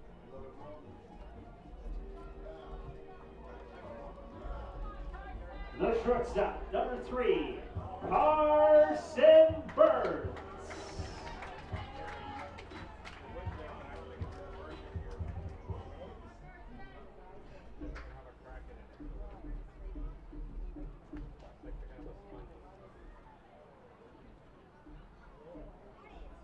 Carson Burns with 3 hits through 15 at-bats so far this season. He takes the first pitch, a called strike.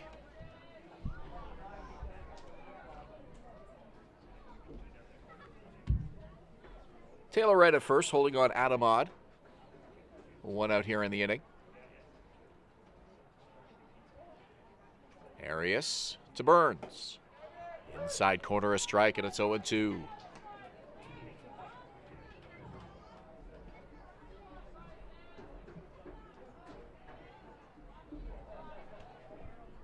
Middle infield at double play depth. Keith Candell at short, Chris Mcqueen at second.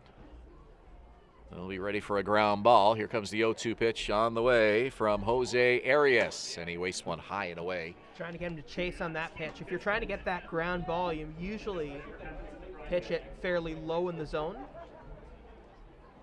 So after that wasted pitch there, you might see one down there in the zone. This pitch. Arias doesn't seem too concerned with the runner at all. Looks in for the sign, comes set. Odd with the lead at first. Here's the pitch. Swing and a miss. Carson Burns down swinging. He's 0 for 2 today. And it brings Brendan Cauley to the plate with 2 outs. The third baseman, number 17, Brendan Cauley.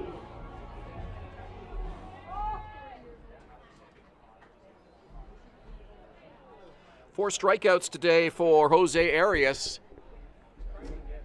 Settled down nicely after loading the bases up in that bottom of the first inning. Called strike to start off Cauley, 0-1.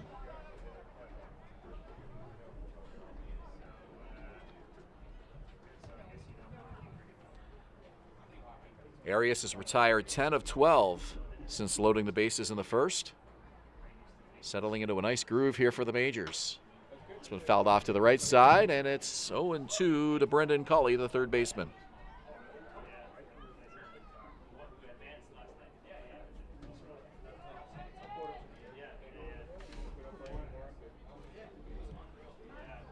First of 3 straight road games for the Baycats. They visit Toronto and Welland next week. Don't return home until a week from tomorrow. That's our next broadcast here at Vintage Throne Stadium. Our first Sunday night baseball game of the season. 7 p.m. game against Welland. And that will be the back end of a home and home. So the Baycats are in Welland on the Saturday, and then they come here for the Sunday night finale of that back-to-back series here at Vintage Throne Stadium. Just wanted to get a small update thanks to the London Majors media team for letting me know. Remember that game that I mentioned in 2020 that was to keep the streak of seasons going? Breaking pitch misses 2-2. I mentioned that it was in Guelph. I confused that, I believe, with the home run derby they did, which might have been in Guelph. There was also some London participation in that, but the game that kept that streak going was in London, to keep the streak going in London, I've been told. So oh, okay. It definitely continued last season then.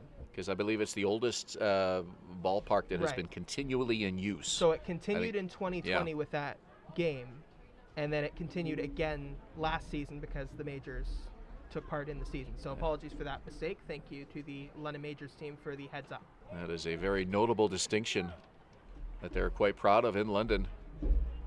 And it's 3 balls and 2 strikes here to Brendan Cauley. Baycats try to chip away at a 7-0 deficit here against the London Majors, the defending IBL champs, making their first visit here to Barrie in this 2022 season. A 7-run 4th inning.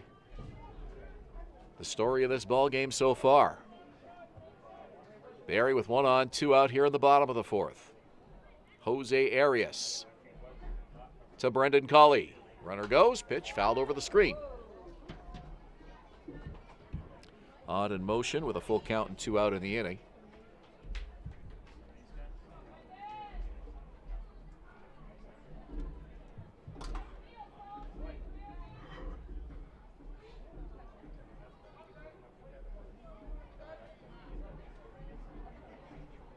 Adam on at first. 3 balls, 2 strikes, 2 out. Jose Arias with a leg kick. Swing and a miss. Back-to-back strikeouts, Burns and Cauley, and that does it for the Baycats in the bottom of inning number 4. We go to the 5th. London in control. It's 7-0 Majors. You're watching Baycats TV.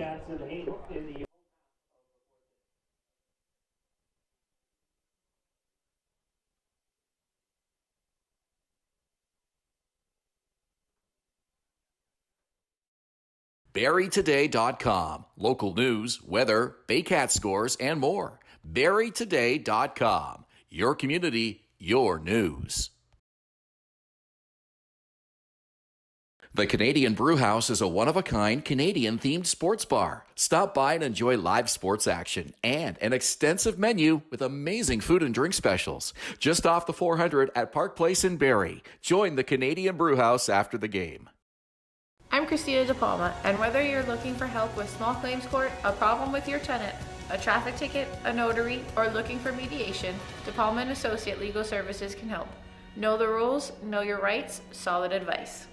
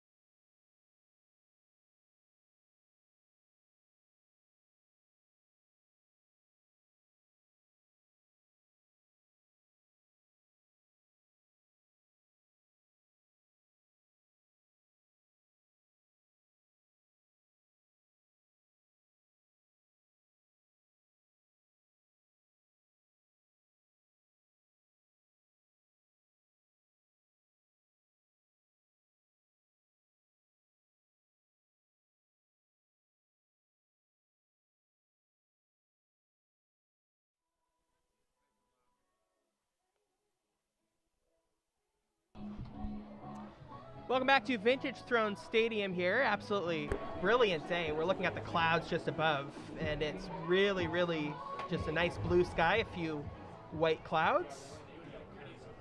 Brilliant, exactly as you picture it if you go to a baseball game. 5th inning is brought to you by Untitled Paving for all of your residential, commercial, and industrial paving needs. Providing quality service for over 37 years because you deserve the best.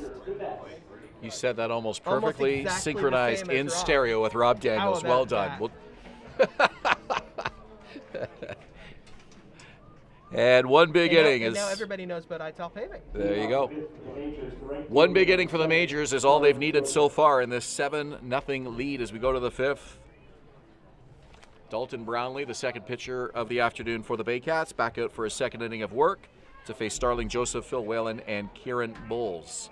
If you're just joining us, the Majors sent 11 men to the plate in the 4th inning, scoring 7 runs off starter Juan Benitez, who looked pretty good through 3 innings. He loaded the bases in the first, seemed to settle down nicely after that, but all kinds of trouble in the 4th inning.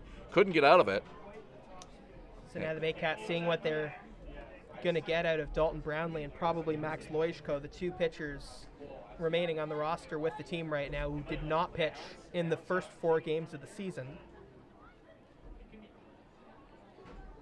1-1 from Brownlee on the ground foul. I was surprised when I saw Lojko get up earlier than I expected, but I guess just getting a bit of a bullpen in, get warmed up for a consistent amount of time before he comes in, because Brownlee entering his second inning now. Well, these are the games where, I mean, right now as it stands, 7-0. If you have guys that need innings of work, this is when you would give them those innings. Yeah, and you want to see what you have, right? Because these two have not pitched this season. Lojko pitched a little bit with Baycats last season. Brownlee, it's his first year. Joseph lunging at that pitch, and it's a pop-up to Adam Odd, the second baseman, who made that maybe a little more adventurous than it should have been, gloving it right below the knees, but he makes the catch for the out. And you want to see where they fit into the team. Joseph 1 for 3 this afternoon, and Phil Whalen will look for his first hit of the game. He's 0 for 2 with a pop-up and a strikeout.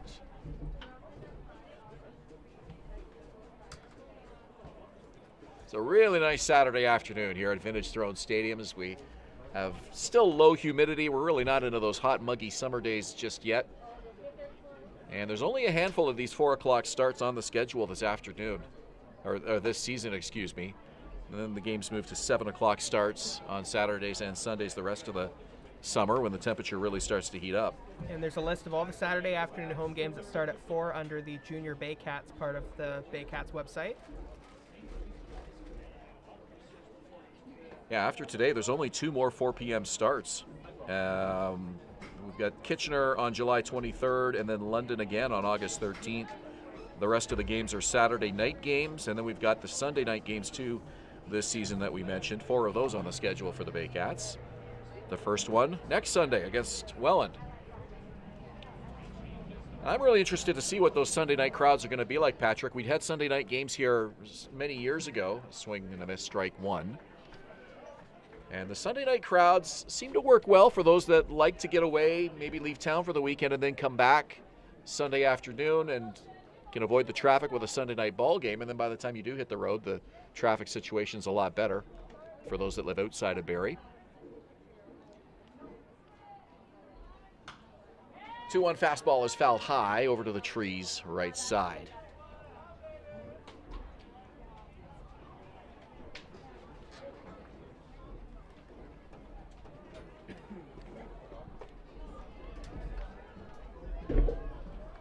Love the idea of a Sunday night ball game where you can still have your usual Sunday plans, whatever those are, with the family or the barbecue or whatever, and then enjoy a ball game in the evening. Are you a big barbecue fan? Love it. Outside, ball 3, and the count is 3 balls and 2 strikes. So I'm going to give you a situation here. Picture it in your mind. Baycats Sunday night game this is tonight, not literally tonight, but in your mind it's tonight. Setting up the barbecue, what are you putting on the barbecue? Pork chops. Pork chops, all right. Or ribs. Got to pick one. My pork chops are legendary. This one hit deep to center, or left field, and it's over the glove of the left fielder, and throwing that one in quickly is Mike Doohan, and he's able to hold Phil Whalen to a double. So a base runner with 1 out here in the 5th inning for the London Majors, and I had started to write that in the 6th inning because we had 11 men to the plate last inning. First hit of the day for Phil Whalen. Had a strikeout and a lineout before that. So I got burned on that, what you mentioned, that scorebook overlap, where you have more than 9 hitters to the plate, you start filling in the next inning. Yeah, we were talking about that a little bit in the break. And then both of our scorebooks I started to put the 5th inning in the 6th. Yeah, they're interesting right now. Every hitter so far in the Majors lineup has reached base at least once except for Keith Candell. That's right. Bowles fouls this one away. And that's the first hit off Dalton Brownlee. Second base runner. Bowles at the plate, Candell to follow. A 7-0 London lead. Runner in scoring position here with 1 out in the 5th inning. And now Brownlee will step off and go through the signs once again with his catcher, Marcela Cass.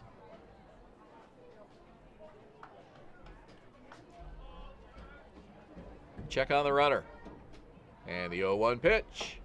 Breaking ball Across the plate, it's 1-1. Or 0-2, excuse me.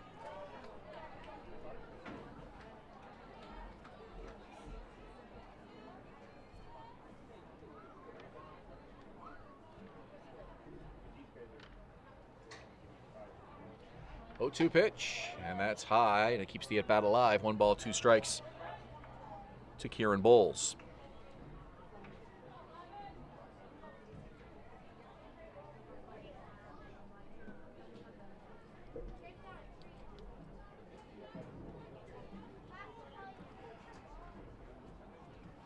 Brownlee to Bowles. Just got a piece, and he stays alive. We've got a handful of fans today on the other side of the outfield fence, which is something that you don't see too often during the season. Good place to get a home run ball. Interesting place to watch a game. Yeah, because you're looking right through the fence. Just missed. 2 balls, 2 strikes. Brownlee wanted that call. Didn't miss by much.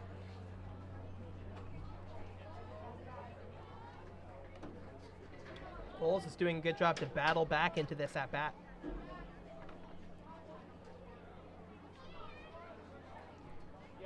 Two, swung on and missed.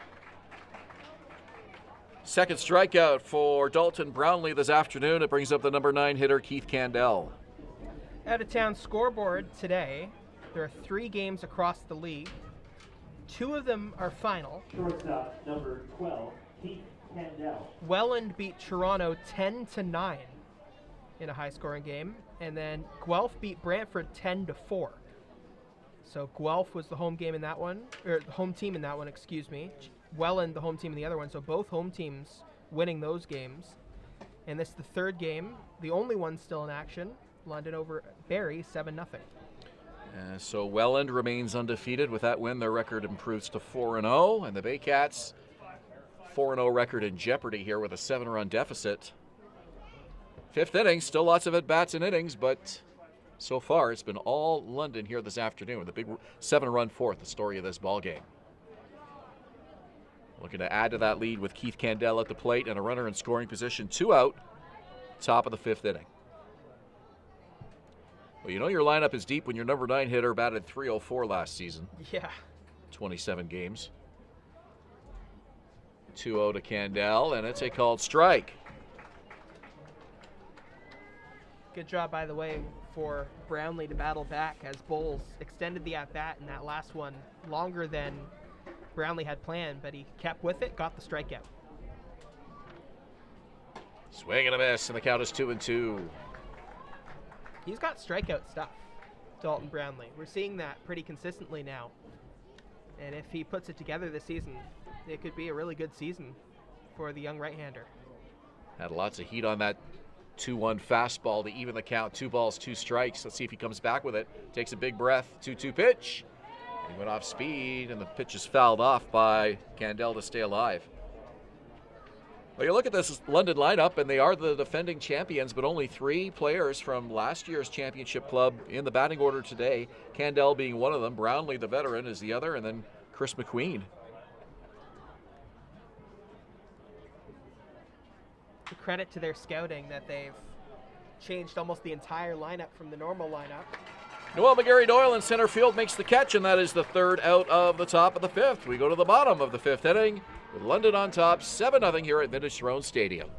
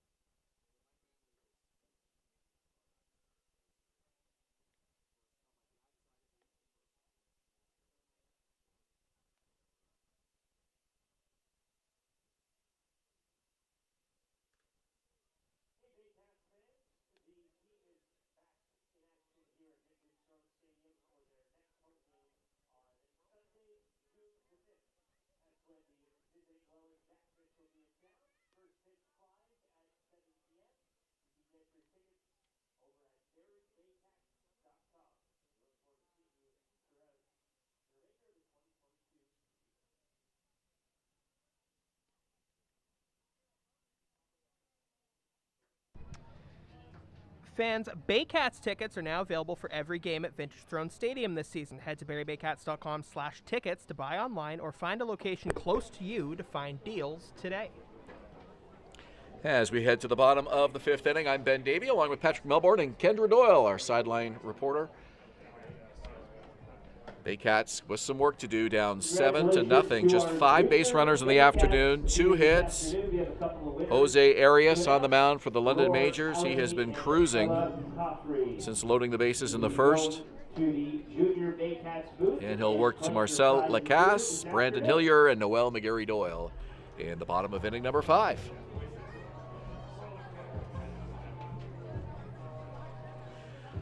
Lacasse catching today with James Anderson and Tyler Plumpton unavailable. And Lacasse with one of Barrie's only 2 hits so far today. The catcher, number 13, Marcela Cass.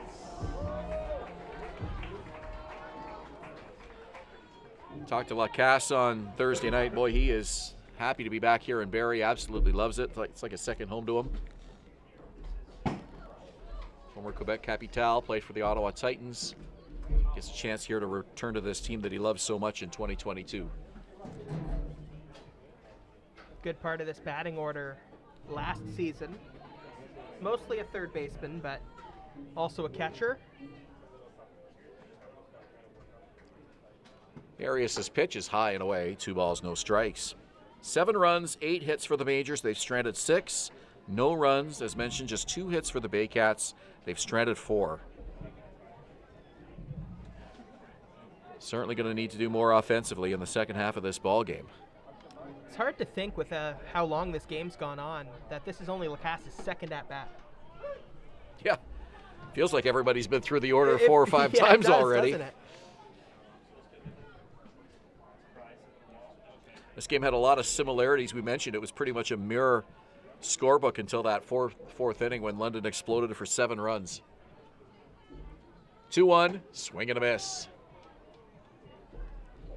2 balls, 2 strikes to Marcela Cass. That's the one thing that Lacasse is hoping to not do quite as much this season as he grows as a baseball player. Avoid the strikeout just a little bit more. In the first half last season, he did a good job avoiding the strikeout. In the second half, it got to him a little bit. 2-2 from Arias. Called strike 3. Lacasse didn't like it. That pitch looked to be off the outside part of the plate, but he'll head back to the dugout. I'm not sure you can do a whole lot about that one if you're Marcela Lacasse. It was a good take from a guy who The right fielder, number 38. I would think is taking more of those pitches this season as that adjustment for striking out swinging a little bit more often than he would like. But, you know, you work with the strike zone that you're given, and you adjust for the next at-bat. It's a good way to put it. 6 strikeouts today for Jose Arias. You got a pitcher that's cruising along the way he is. You got to know that some calls are going to be a little bit harder than others. It's frustrating if you're a hitter because you're working so hard at getting your eye the way you want it to be. Right up the middle, it's a base hit for Brendan Hillier, and how about that? A little bit of a point to the dugout there as he gets some hand claps. Hillier, of course, a pitcher. He records his first hit of the season. Noel McGarry-Doyle. If you're in the batter's box working for a long time trying to get your eye the way you want it in the strike zone the way that it is normally, and you get a call outside, it can really, you almost feel helpless a little bit at the plate because there's not much you can do in a situation like that.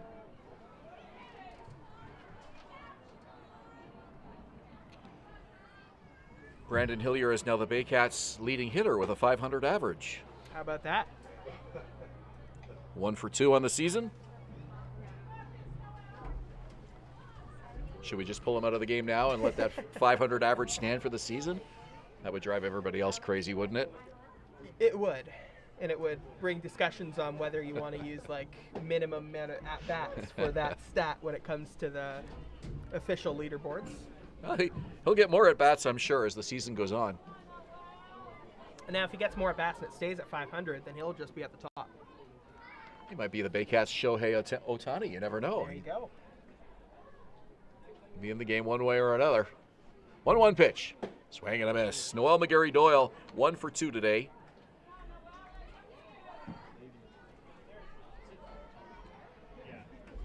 One out in the bottom of the fifth. Baycats down by 7. Biggest deficit of the season for Barrie. Lots of time, but they got to get it started soon here. Jose Arias with a leg kick and the 1-2 pitch, fouled away. Arias had struck out 3 straight and 6 in the ball game before that hit by Hillier.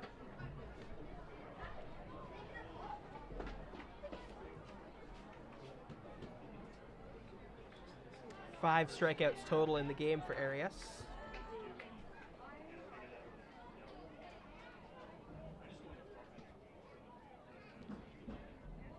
One, 2 in the dirt. Blocked by catcher Robert Mullen, and the count is even. 2 balls, 2 strikes. Mullen's had a good game, both offensively and behind the plate as the catcher. Yeah, both catchers have done a nice job. Marcela Cass for the Baycats and Robert Mullen for the Majors. It's been a very clean game defensively for both of these clubs. 2 balls, 2 strikes. Pitch from Arias. Left side, and that will be caught on a line by Andrew Lawrence. Runner has to get back, and he's back safely. Overran the bag, and he's still back safely. And the first baseman, Taylor Wright, thought he applied the tag. I thought he did too. But back on his belly is Brandon Hillier. What an effort by Brandon Hillier over there at first base. Fielder number 6, Mike. He came too far off the bag, assuming that that ball was going to drop, but it was on a line to Lawrence, who made the catch, and a solid throw in. And it looked like they were going to double him off. Hillier got back safely, but over... Is Mike Dewin's walk-up theme the SpongeBob SquarePants theme song? We're told yes. Not by choice.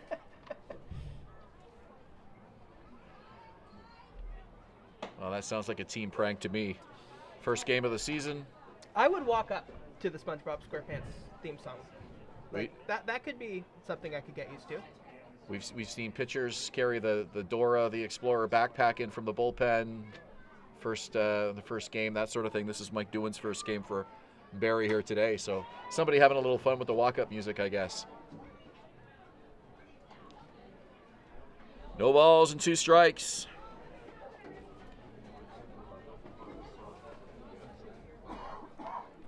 Doing 0 for 1 today. He was hit by a pitch in the first inning.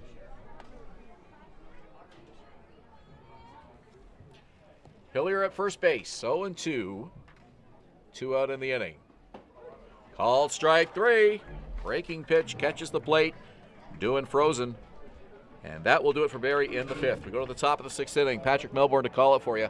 The London Majors 7, the Barrie Baycats nothing. You're watching Baycats TV and in Barrie on Rogers TV.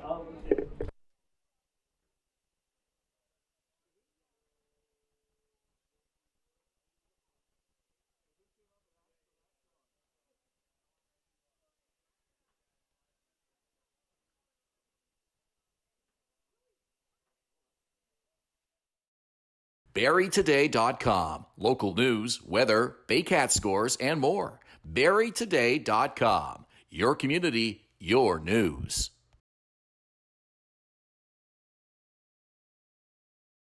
The Canadian Brewhouse is a one-of-a-kind Canadian-themed sports bar. Stop by and enjoy live sports action and an extensive menu with amazing food and drink specials. Just off the 400 at Park Place in Barrie. Join the Canadian Brewhouse after the game. I'm Christina De Palma, and whether you're looking for help with small claims court, a problem with your tenant, a traffic ticket, a notary, or looking for mediation, De Palma and Associate Legal Services can help. Know the rules, know your rights, solid advice.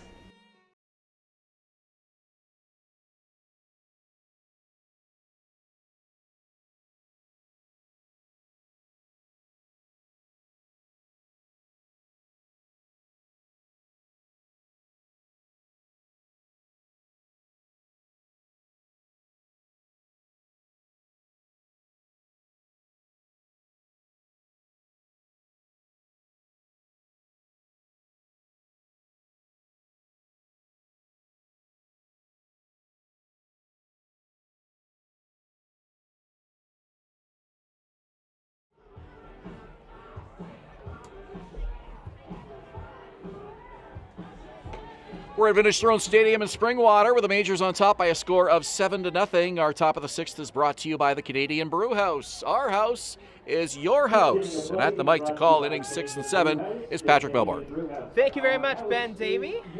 Dalton Brownlee back out there on the hill to face off against Andrew Lawrence, who had a triple last time up, scored 3 RBI from that. So it was a bases clearing triple.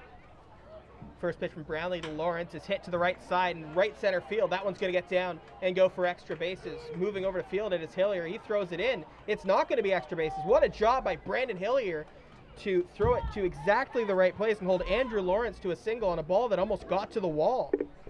That sure looked like extra bases off the bat.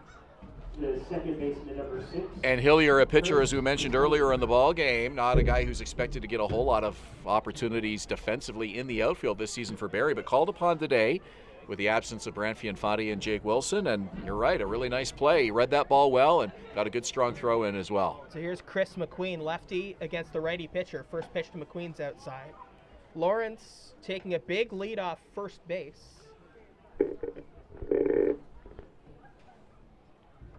It is London 7, Barrie nothing as we play here in the top of the first inning. Count 1-0 to Chris Mcqueen. Brownlee waiting a while now, throws, and it is up and away once again, 2-0. No action in the London bullpen. Saw Max Loischko just a little bit earlier in the Barrie one. Can't see right now if he's still warming up. Kind of looks like he is. But it's Brownlee's third inning of work, second full inning if he can complete it. Next pitch, to McQueen is hit to the left side. That's going to get down, and that one does get all the way to the wall. Rounding third is Lawrence. He is going to score as they get the ball back into Burns, the shortstop, and now it is 8-0. So a double for Chris McQueen. It scores a run, and London adds one more against Brownlee. It was that second hop over the head of Mike Doohan that he just misplayed, went too far to his left, and once it went over his head, there was no question Lawrence was going to score on that. And London keeps pouring it on here, and a mound visit for Dalton Brownlee, the second pitcher of the afternoon for the Baycats, and he's got some trouble here on the go with London in the 6th inning. Brownlee homered in his last at-bat. Well, this will be the first Brownlee versus Brownlee at-bat of the season. That's true. Meeting on the mound, that's Andrew Wright, the coach. And Cleveland Brownlee just moving the dirt around by home plate, trying to get it to his liking. He hit a 3-run home run last time up. He also has a hit in the first. He's also popped out.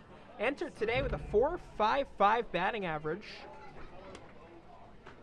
Also, I believe works as a coach within the London Majors organization, a guy that all those players look up to, and one of the all-time greats of this league. Dalton Brownlee ready on the mound. Cleveland Brownlee ready at the plate. Right-handed pitcher against the right-handed hitter. Marcela Cass, the catcher, gives the sign. Brownlee kicks and throws, and he swings and misses at the first pitch, 0-1.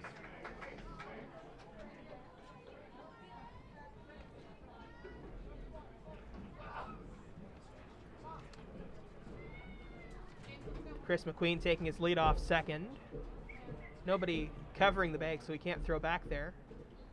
Pitch in, and that one fools Cleveland Brownlee, and it's 0-2. Well, Brownlee knows how to hit the fastball, but he was looking for something else there. Fooled on that one, and the first pitch from his namesake, Dalton Brownlee, had him beat on that first offering, so now an 0-2 count. Dalton Brownlee versus Cleveland Brownlee. Here's the pitch. Swing and a miss. It's a 3-pitch strikeout for Dalton Brownlee. And that's the first out here in the 6th.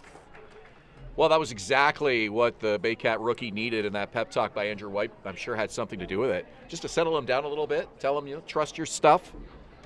The usual pep talk, just to get his head clear a little bit and make sure he's not too nervous in this situation facing the London veteran. Robert Mullen stands in now. Ben mentioned Shohei Ohtani a little bit earlier when talking about Brandon Hillier doing both the pitching and the hitting. The Blue Jays are actually facing Ohtani and the Angels right now, as there's a swing and a miss from Mullen 0-1. That's a lot of pressure to put on Brendan Hillier when you It start is. mentioning him in the same name as That's not my point. Shohei Ohtani, and I wasn't meaning to make a straight-up one-for-one comparison. But what I did want to mention, in that Blue Jays-Angels series, former voice of the Baycats, Ben Schulman, is calling that series on Sportsnet 590 The Fan, and we just wanted to say that a bunch of us in the Baycats organization were listening to him. That's hit to the left side. It gets through Doohan, and it's going to score a run. So Mcqueen, around third, he scores. Well, Mike Doohan's having a little bit of trouble defensively out there in left field this inning. Had a ball get over his head and then misplays that one. London now making it a 9-0 ball game, and certainly this is not a situation where you can afford to give extra chances on the bases to a team like the Majors.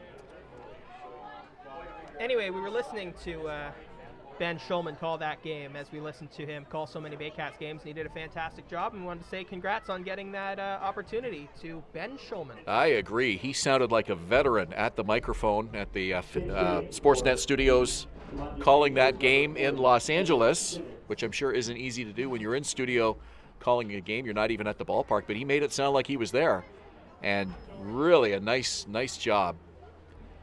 Absolutely love listening to Ben, and of course Ben, the son of longtime veteran big league announcer Dan Schulman. And Ben and Dan called a game up here together, a Baycats game a couple of years ago. That was certainly a treat. So it's a pinch hitter, Evan Simons, standing in.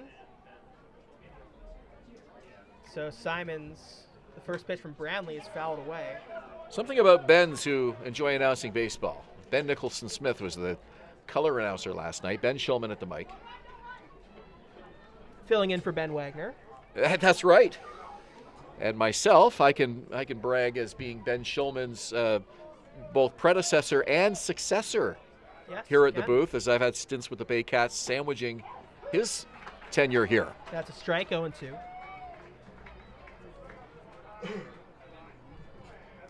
So if you have someone in your family named Ben who loves baseball, try putting them in the broadcast booth. You never know. Well, I worked Huronia Stallions games for Rogers TV, as that is hit to shortstop. Burns gets it on a tough bounce, but he can't grab it.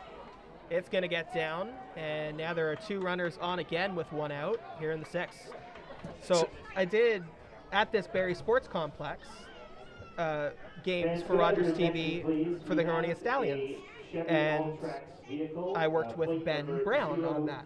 So Ben's just like sports broadcasting, I guess. Emblem on the vehicle, it's blocking a tractor trailer at the front. Well, congratulations again to Ben Schulman, and first of hopefully many games behind the mic, doing what he loves, announcing Major League Baseball. A great opportunity for him, and I'm sure there will be many more throughout his career.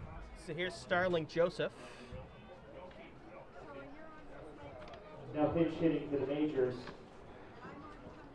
Here's not Starling Joseph. 20, Austin Wilkie. Austin Wilkie coming in, as you just heard from Rob Daniels, our PA announcer.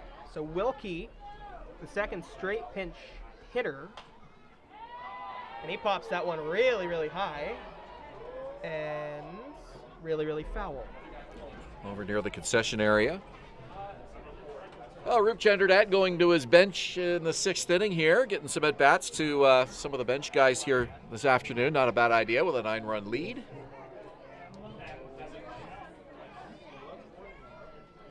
It's making my scorebook look a little confusing, though.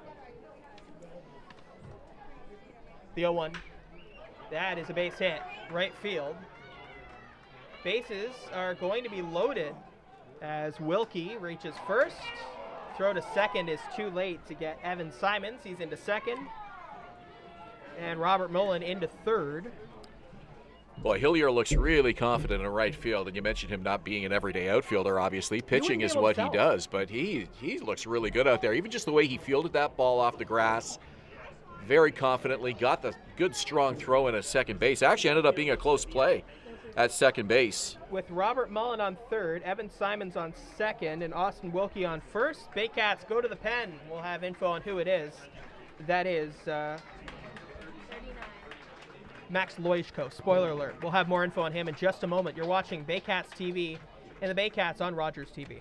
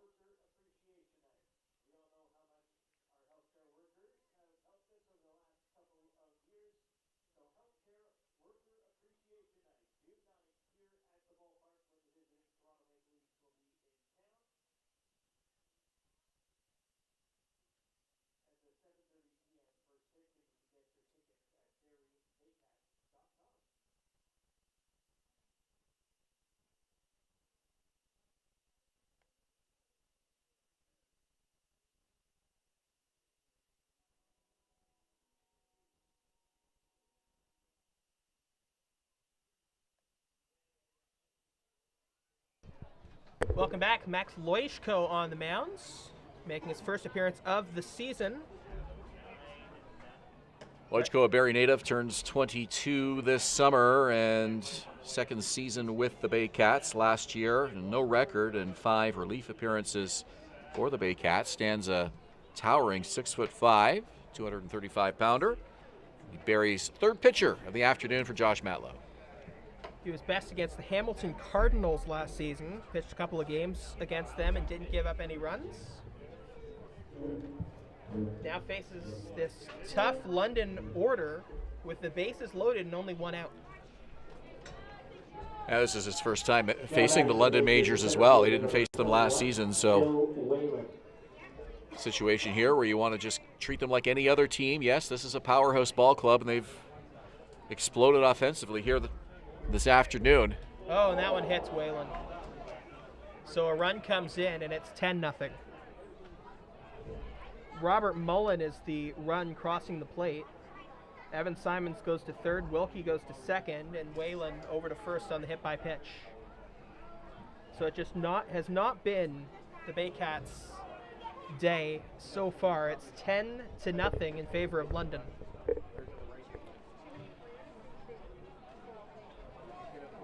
And that is not the first hit by pitch of the game. Loishko with a very unique arm angle and a release point. Watch it here if you haven't had a chance to take a look at it yet. Facing off against Kieran Bowles. Righty-righty matchup. Loishko, a bit of a sidearm delivery, and that one's just going to make the strike zone 0-1. Make the release point a little bit trickier for the batter to pick up sometimes when you don't have that traditional overhand toss. Drops the arm down just a little bit. Loishko did not use the sidearm motion last season. There's a strike. 1-2.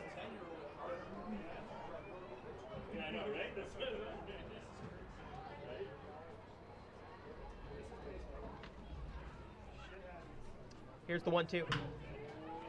Hit to Cauley, who's going to run, step on the bag at third, get one, throw on to first. It's a little bit wide. Did he get the tag across? He did. It's a double play, and that'll end the inning. Brendan Cauley with a fantastic play, and then Domenico Marea with a great tag on the other side. Baycats to bat in the bottom of the 6th. You're watching the Baycats on Baycats TV and Rogers TV.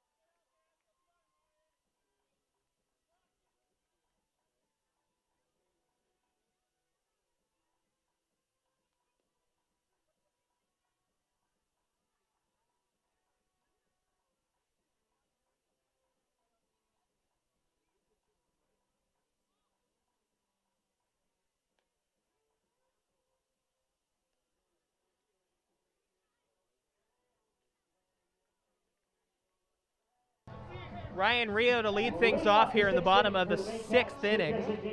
Number 27, Ryan Rio. Rob Daniels on the PA, Gary Mason, our statistician, Brian Backlund, our broadcast producer, and Patrick Melbourne alongside Ben Davy, Kendra Doyle here as well.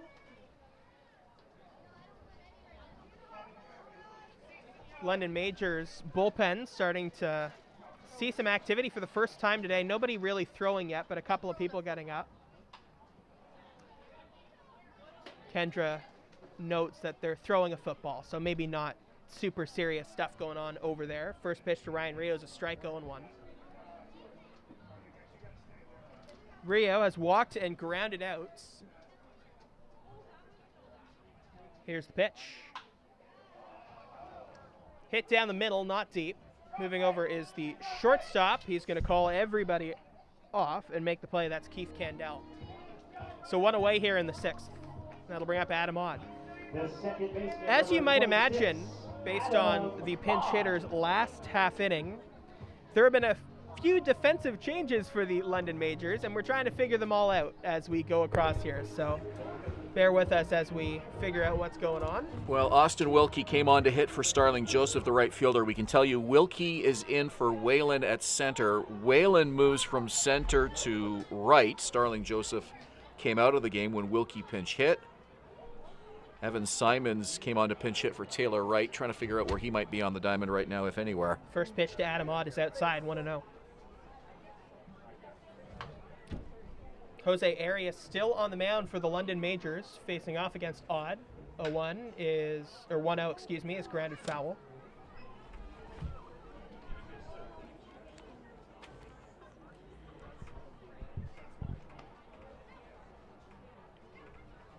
London scored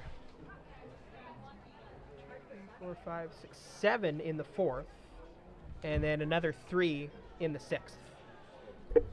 And we can confirm Evan Simons is the new first baseman in for Taylor Wright. So Wright lifted for Simons. Whalen moves from center to right. Austin Wilkie, the game's new center fielder. In a game that has felt a little bit longer than just the bottom of the 6th inning, with Ryan Rio and Adam Odd coming up for the 3rd time. Baycats still with plenty of time to try and get back in this one, but it's getting harder the more runs that go on the board for the Majors. That is popped up over near the Majors dugout. Could be a play. There will be a play. It's the 3rd baseman,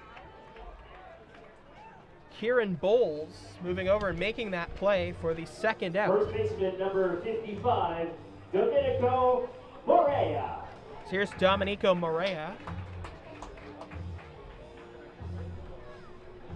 Well, Jose Arias shows no signs of tiring at all here, Patrick. He's retired 8 out of 9. Be interesting to see how long Roop Chanderdat decides to stick with him. We see bodies down in the London bullpen, but nobody throwing seriously right now. So they'll just keep Arias out there and get as many innings out of him as they can. Morea has played good defense, but he's 0 for 2 at the plate today. Hit the ball hard, but in the wrong spots. First pitch to him is a strike, 0-1. And that's Arias' 88th pitch of the ball game. He's thrown 56 strikes. Give you an idea as to his precision today. Here's pitch number 89, and it's swung on and fouled back. He's been finding his spots around the plate, no question about that. Baycats have yet to hit a ball really hard today when you look at it. You look at the score sheet. Just 3 hits in the ball game. 6th inning is presented by the Canadian Brewhouse. The Canadian Brewhouse, our house is your house. Righty pitcher Arias facing off against the lefty hitter Domenico Morea, 0-2. And that's a ball. Robert Mullen was ready to sprint back to the dugout with 2 away. Did not get the call. He was on his feet. Unfortunately, Robert Mullen doesn't make the strike zone. Not today he doesn't. Adam DeCare does. So the at-bat continues. 1-2 the count. Arias to Morea. Here it is. Fouled away to the left side, and we'll do it again. Well, not a good swing by Morea, but in that situation, he just wanted to get a piece of it and keep the at-bat alive, get another pitch that he can do a little bit more with. Baycats have had Juan Benitez, Dalton Brownlee, and Max Loischko on the mound. Still only Jose Arias for the London Majors. Majors lead 10-0 here in the bottom of the 6th. Here's the 1-2. Another foul ball. A good at-bat for Domenico Morea. Well, the Arias fastball doesn't quite seem to be what it was a little bit earlier in the ball game, but his control has been excellent. And Robert Mullen calling a really good game behind home plate, too, mixing that up with the breaking pitch. That's a big reason why he's been so effective here this afternoon.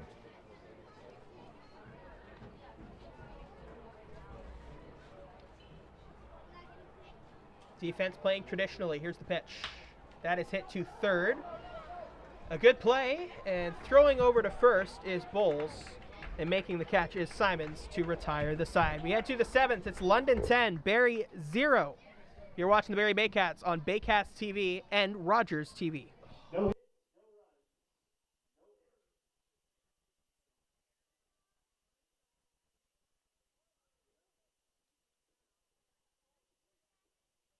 I'm Christina De Palma, and whether you're looking for help with small claims court, a problem with your tenant, a traffic ticket, a notary, or looking for mediation, De Palma & Associate Legal Services can help. Know the rules, know your rights, solid advice. The Canadian Brewhouse is a one-of-a-kind Canadian-themed sports bar. Stop by and enjoy live sports action and an extensive menu with amazing food and drink specials. Just off the 400 at Park Place in Barrie. Join the Canadian Brewhouse after the game. BarrieToday.com. Local news, weather, Baycat scores, and more. BarrieToday.com. Your community, your news.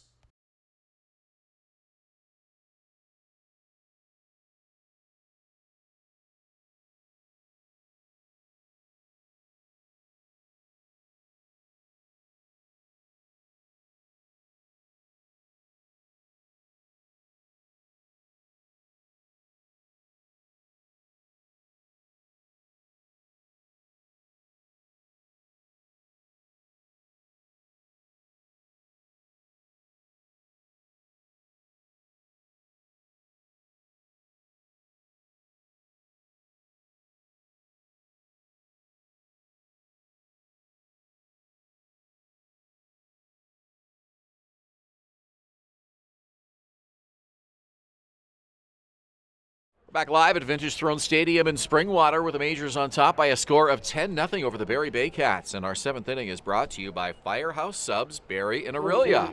Only top quality, freshly sliced meats and cheeses piled high on toasty hot rolls. Buy subs, save lives. And now with the call, here's Patrick Melbourne. Thank you, Ben. Max Loishko back on the mound facing off against the righty Keith Candell. Sidearmer's first pitch is inside and high. Loishko going back to that inside pitch after he already did have the hit-by pitch last inning when he came in, so he's still trusting it. That one's up and away. It's a sidearm delivery, but he doesn't drop down and throw it submarine style It's like not some Tyler of the... Rogers. Yeah. It's a little bit different than that. Speaking of submarines, I feel like one of those Firehouse That is subs hit right to now. the left side, and it's really deep. It is far. It is gone.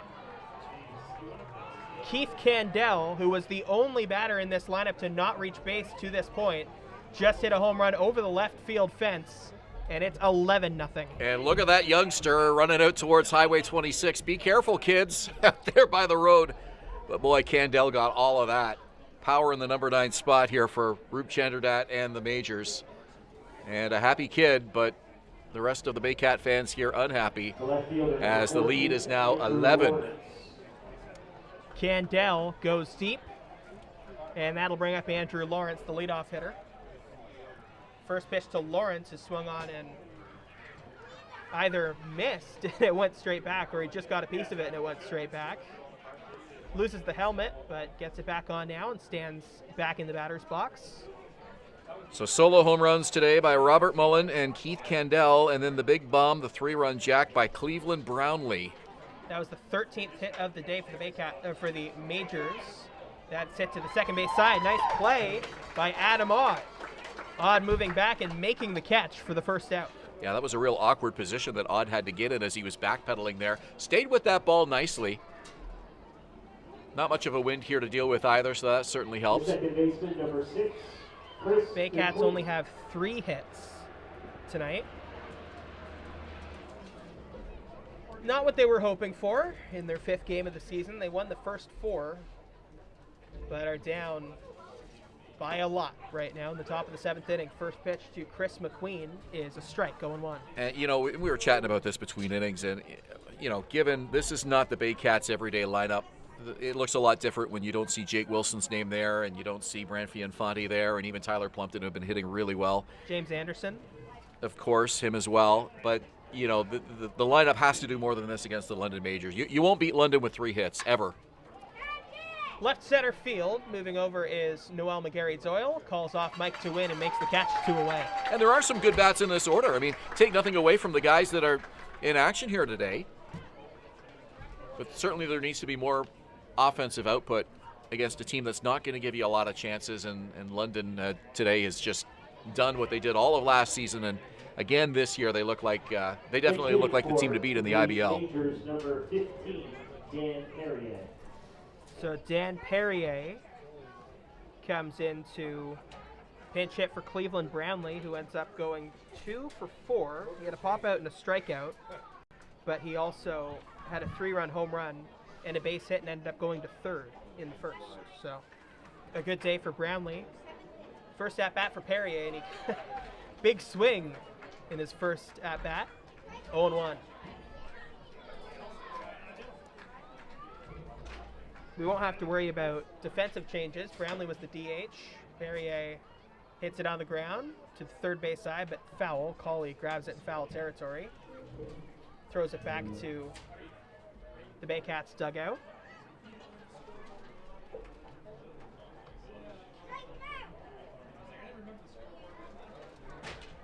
Perrier looking like a basketball player. He stands 6'9". And that one hit him. So he comes off the bench, gets hit with a pitch. That's the second hit by pitch that Loishko has given up. And it's another base runner for the London Majors. Just a massive strike zone. You see that Daniel Perrier, 6'9", 265 pounds, Ottawa native. Gets on base the hard way there. So here's Robert Mullen, who has had a heck of a season so far. Came in hitting .500, 6 for 12, and has a home run and another hit where he scored today. First pitch to the catcher is going to the backstop. Lacasse will field it and give it back to Loishko, but it's an extra base for Daniel Perrier, who gets to second on the wild pitch. You watch Perrier run 4 or 5 strides, and he's halfway to second base. And he was pretty much trotting there with that ball all the way to the backstop. Those long legs can get him around the bases in a hurry. Pitch from Loishko. Sky to right center field. Noel McGarry-Doyle makes the play, and that will retire the side. Keith Candell with a leadoff home run to make it 11-0. But that's it. We head to the bottom of the 7th. Majors still holding that 11-0 lead here on Baycats TV and in Barrie on Rogers TV.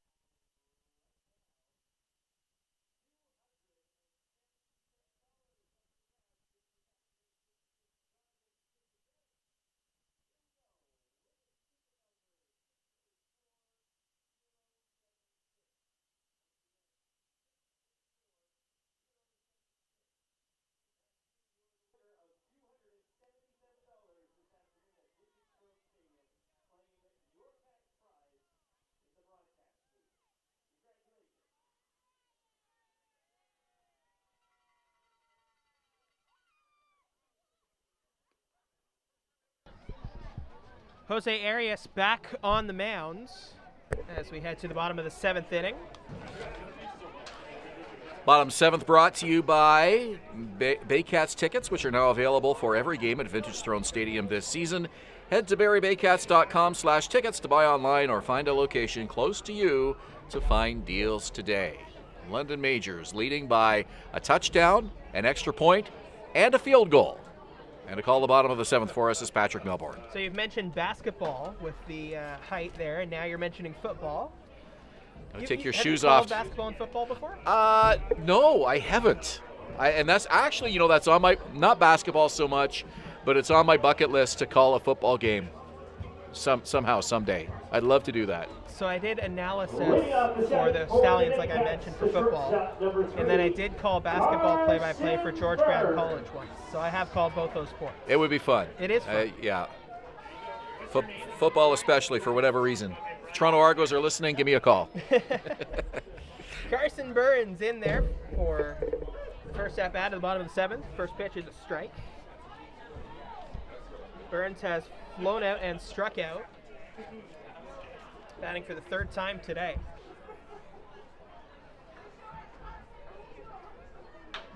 That is hit to right center field. That is going pretty deep, but moving over is the center fielder. He makes the catch.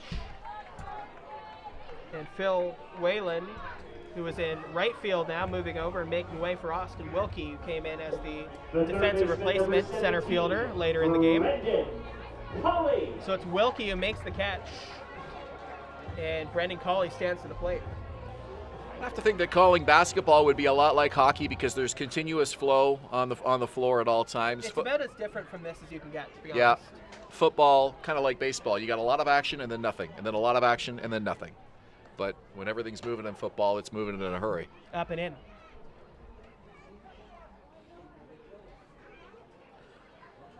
Well, you got to take your shoes off to tally the score up today. This is biggest deficit for the Baycats this season. That is fouled back right at us. Jumped a little bit, even though there's a screen to prevent the ball from getting to us. And barring a miraculous comeback, ugly way for the unblemished 4-0 perfect record to come to an end. Have you ever caught a foul ball in the booth? No, I haven't. No. We got a bit of an overhang here, so yeah, a lot of balls hit above us, but... Well, we don't really want it in front of us, as fun as it would be to try and catch it, because there's a lot of very fancy equipment here that we don't want broken. Now, my first 6 seasons with the Baycats from 2005 to 2011 or 2010, I was in the area behind us here where Brian Backlund is. That's where we sat up and called the games. We did some of the junior Baycats games for Rogers up there as well. A little more protection from the foul balls up there, but down here, definitely, you'd think more balls would come up this way than do, but... I'm not mad that they don't, because that means I'd have to move really quickly, and my reflexes are not the best in the world.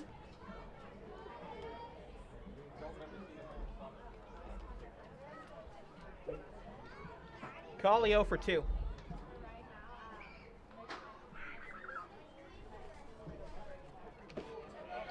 And now he's 0 for 3 as he goes down looking on a 2-2 pitch right in the middle of the zone from Jose Arias. And Ben, the big takeaway, I think, is how good Jose Arias has looked today. It's been the offense for sure, but it's also been Arias in his second start of the season. He's looked really good in all 3 appearances now. Yeah, exactly 100 pitches today.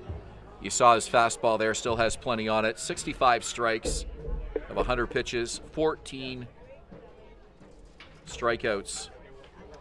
Not sure if I'm reading that correct. Action in the bullpen now kind of looks like a 32, which is Pedro De Los Santos, who's mostly a starter. So that we'll see what's up there. Just to correct myself, that strikeout total of 14 is his season total. He has 7 strikeouts today, but he's been in command really since he worked out of that bases loaded jam in the first inning. He's been in solid control. No question about it. Pitch, which went down to the backstop. Of course, the pitch where you say he's been in solid control is the one pitch of the evening. Hasn't had too many of those, though. Has not had solid control of, but you're right. He's been really, really good. Well, the Baycats haven't had a base runner since the Brandon Hillier single, which we made a big deal about in that 5th inning. Feels like that was an eternity ago. 1-1, up and away. 2-1. It's been all London today, at least to this point. There's still time. But the Baycats are going to have to change some things on offense to get it working. Well, good experience for these guys, the Mike Doohans, the Brendan Cauleys, the guys that, might not be in the lineup necessarily every single day. Lacasse swings through a pitch, and it's 2-2. You're facing a championship team. A lot of turnover on the London majors and guys out with injuries, no question, but still, they are the defending champions. And if you're going to win the championship, you've got to be able to beat the top dog, and that's London, no question. London had such a good season last year. If they go on to win this game, they'll have been 3-1 to start the season. And that pitch, which Lacasse struck out on earlier today, was a ball this time. Yeah, the majors have had some bad luck with the schedule. We mentioned the suspended game with the evacuation at their ballpark, and their home opener, and then they had the rain out yesterday. So they're going to have some games to make up. That was a little mean by me. The umpire's done a good job today, but that one pitch from Lacasse in the Lacasse at-bat last time that did look to be a little bit wide resulted in a strikeout. This time, the 3-2 pitch is a ball for ball 4, so Lacasse on base for the second time today with a walk. It's really only been that one call from the umpire, right? Like, he's done a pretty good job today. Adam DeCare, pretty much. Consistency is all that you can ask for, and he's been right consistent start to finish. So here's Hillier. And what a game Hillier's had. Got his first hit of the season in the bottom of the 5th inning, and some nice defensive plays as well. Up and in.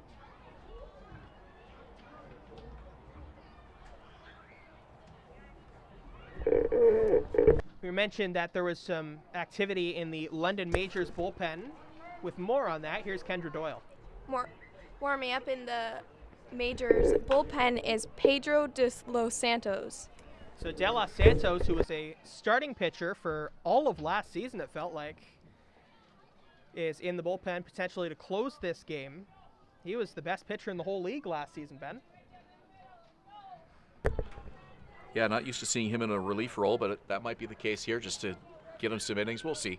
Well, we saw Jose Arias had 2 games this season before this one, and only one of them was a start. So maybe they're just starting him as a reliever before he gets into his normal rotation.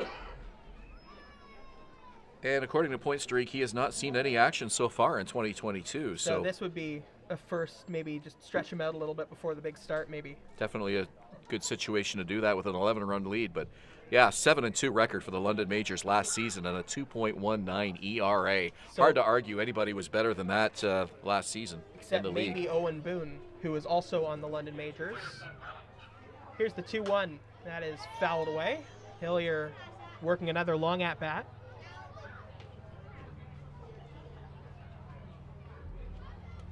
Ben mentioned it. The last hit for the Baycats in this game was a Brandon Hillier single in the 5th.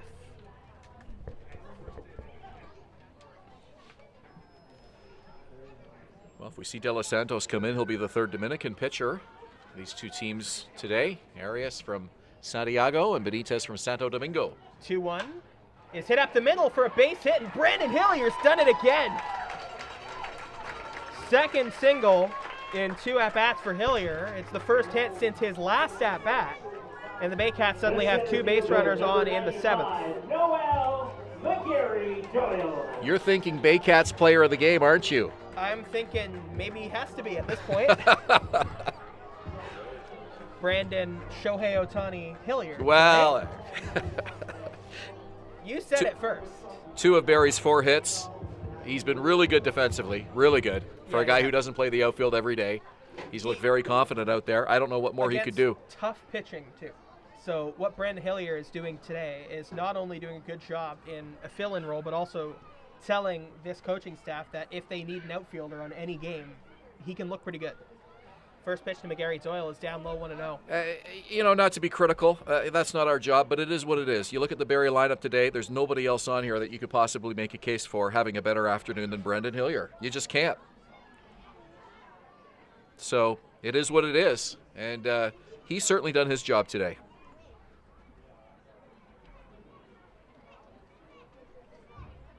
Count 1-0.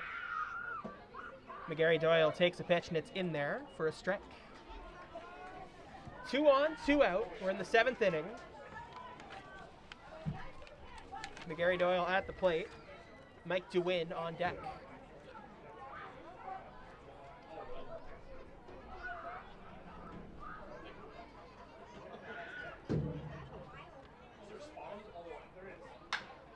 There's a ground ball to second base, and this should end the inning. Throw over to first, and it does. So Baycats get a couple of base runners, but nothing else. We head to the 8th inning. It is still London 11, Barrie 0. You're watching Barrie Baycats on Baycats TV and in Barrie on Rogers TV.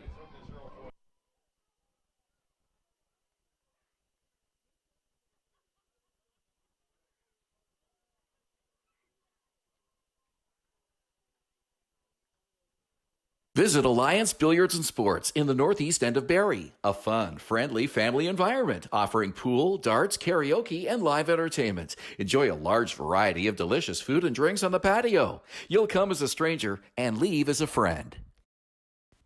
Revive MD Medical and Aesthetic Clinic, privately owned by Dr. Marina Bachet, a one-of-a-kind clinic that covers a variety of medical and cosmetic concerns. Visit 411 Bayfield Street, Unit B12 in Barrie, or revivemedspa.ca.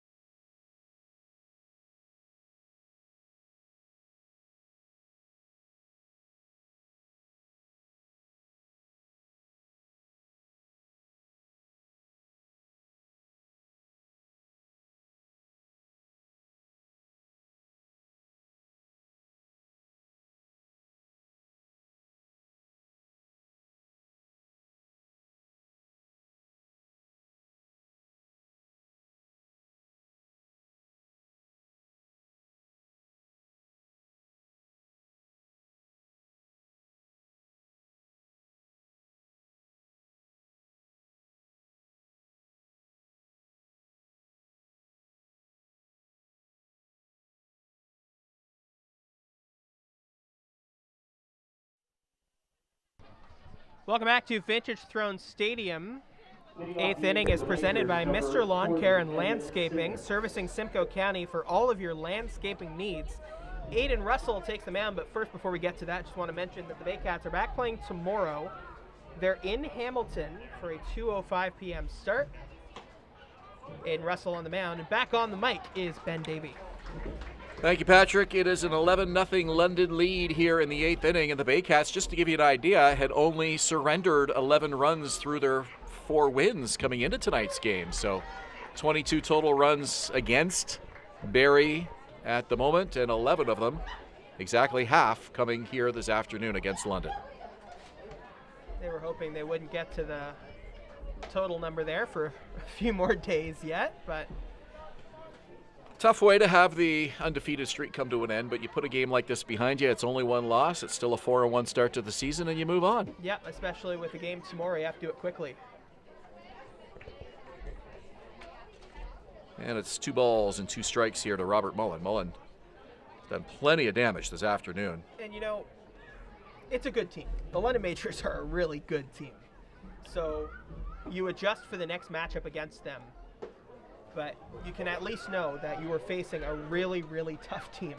And it's a tough loss no matter what, but Now the London was always going to be a tough one today. Baycats lost 4 of 5 to London last season, and now an 11-0 lead here in their first, or deficit in their first matchup this year.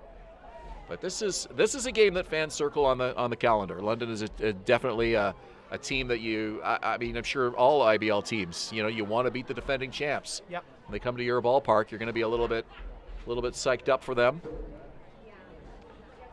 3-2 on the way from Aiden Russell. Third base side and foul.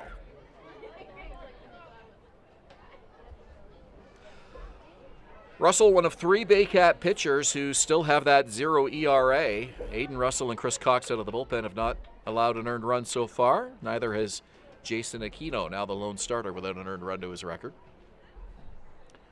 If you missed Kendra's update earlier, Aquino scheduled to be out now for a couple of weeks with some arm inflammation. What an effort by Mike Dewitt.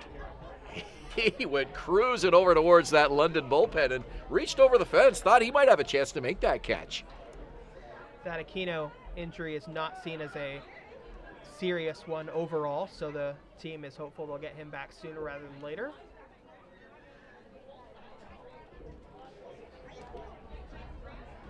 Aquino was scheduled to start here on Thursday against the Guelph Royals, but was pulled at the last minute after mentioning that inflammation to the manager, and Matlow taking no chances. So that one's inside. Oh, might have got a piece of him. Didn't matter. 3-0 anyways.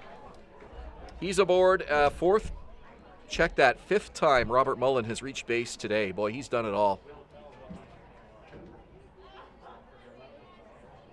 2nd time he's been hit today. A home run and 2 singles. Right fielder number 28, Austin Wilkie.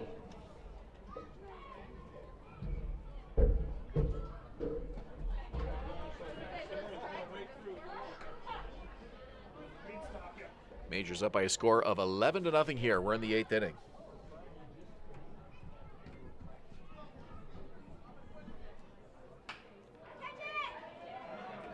That one will drop into shallow left field. That's a base hit for Wilkie. So it's Simons at first.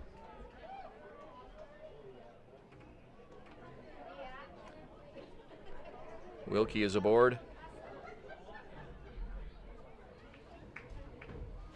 We've got 2 runners on now for the Majors with nobody out in the 8th inning. The center fielder number 21, Phil Whalen.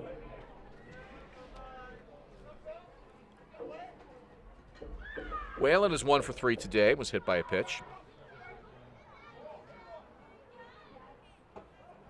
First offering is low and in. Aiden Russell broke into this Baycat pitching staff last year as a 19-year-old. One of the youngest players in the league, and he's pitched like one of the most experienced. Left side, and going back for it is Dewan. Makes the catch over near the foul line.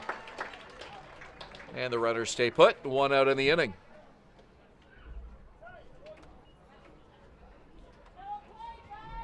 The third baseman, number 97, Kieran Bowles. Russell was used quite a bit by manager Josh Matlow last season. Got into 9 games.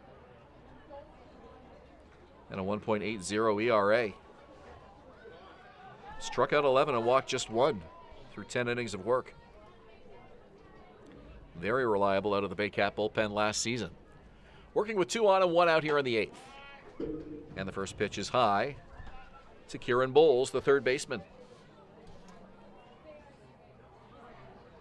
Russell, the 4th reliever of the day behind Max Loishko, Dalton Brownlee, and Juan Benitez, who started the game.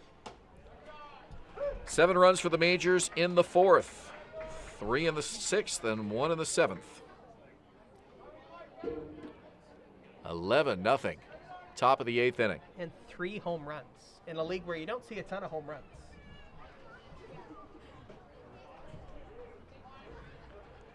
Count here, 2 balls and 1 strike. You might see more at the top of the leaderboard this year just because it's a longer season, but if you have 8 home runs in this league across the season, that's a high number.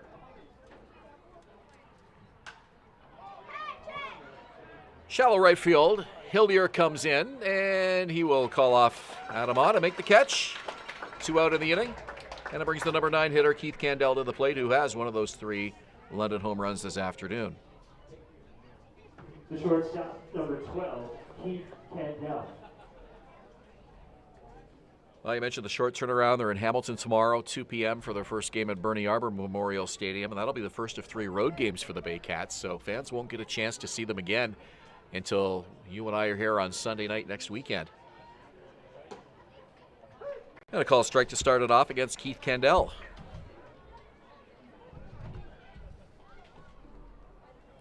Majors and Baycats meet again in London June 19th. Baycats have 3 away games next week. Down the third baseline, and that's foul out of play. 29th of May, that's this Sunday. Tomorrow is Hamilton, as mentioned. Then on Wednesday, the 1st of June, it's Toronto at 7:30 in Christie Pitts, and then it's at Welland on Saturday the 4th. And then Welland comes here on Sunday the 5th. Hard to believe this is our final broadcast for the month of May, but well, Went by pretty quick, didn't it has. Swing and a miss. Candell down swinging. Russell puts 2 on base and gets out of the jam. So we go to the bottom of the 8th inning. Baycats down by 11. You're watching Baycats TV and in Barrie on Rogers TV. Visit Alliance Billiards and Sports in the northeast end of Barrie. A fun, friendly family environment offering pool, darts, karaoke, and live entertainment. Enjoy a large variety of delicious food and drinks on the patio. You'll come as a stranger and leave as a friend. Revive MD Medical and Aesthetic Clinic, privately owned by Dr. Marina Bachet, a one-of-a-kind clinic that covers a variety of medical and cosmetic concerns. Visit 411 Bayfield Street, Unit B12 in Barrie, or revivemedspa.ca.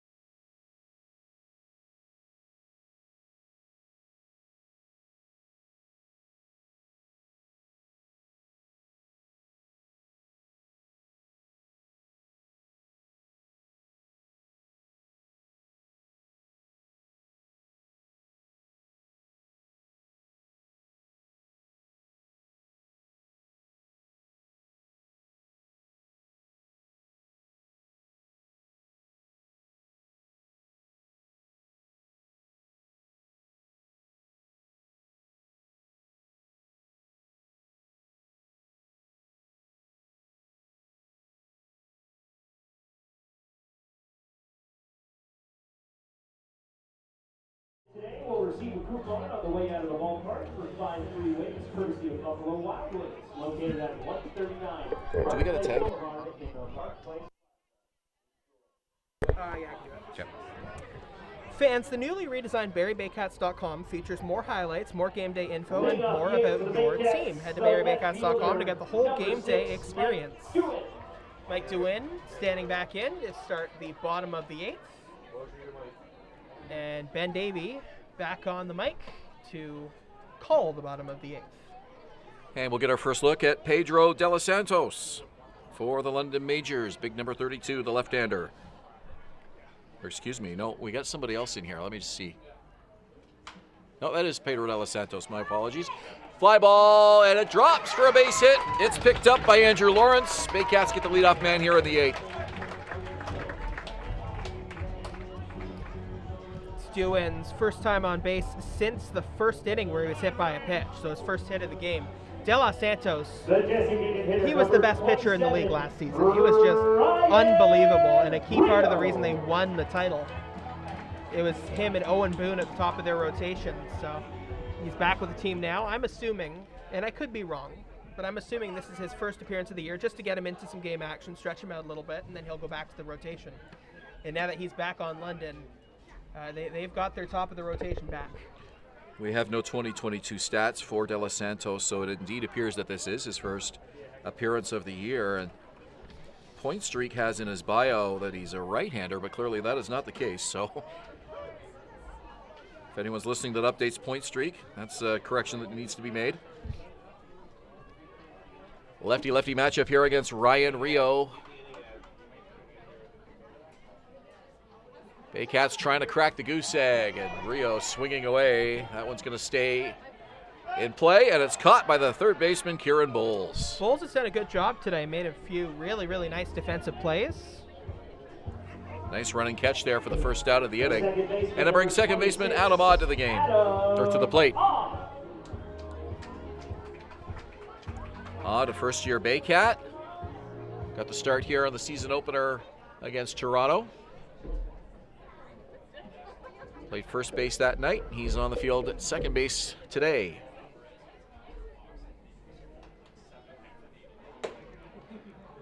First pitch is high, ball one.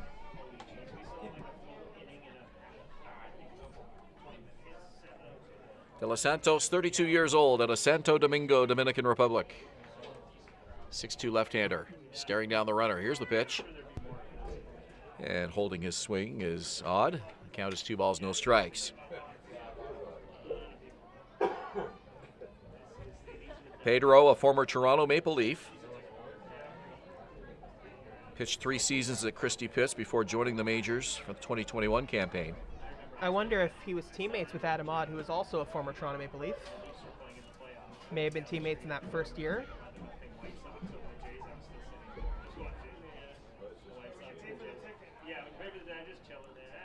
Not exactly a pitcher's park, but he established himself there quite well. Yeah, if you can pitch well at Christie Pitts, you can pitch well just about anywhere. Called strike. Odd not happy with that. It's 2-2. It is a very hitter-friendly park in Toronto.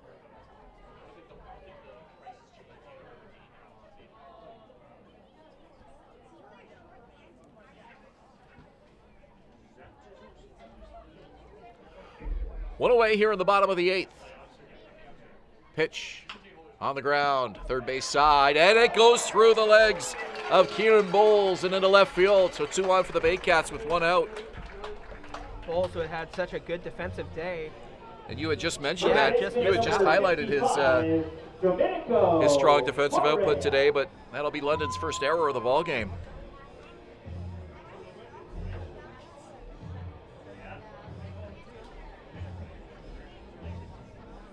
This is the first time they've had 2 base runners on, well, since last inning, but before that it had been a while. It had been since the first. They got the walk and then the hit from Cass and Hillier in the 7th, but before that they hadn't got 2 base runners on at the same time since they loaded the bases in the first. If you're just joining us, both these teams loaded the bases in the first inning. Neither could score. We were scoreless going into the 4th. London exploded for a 7-run 4th inning, and they have not looked back since. 1 ball and 1 strike here to Domenico Morea, the first baseman. He's 0 for 3 on the afternoon.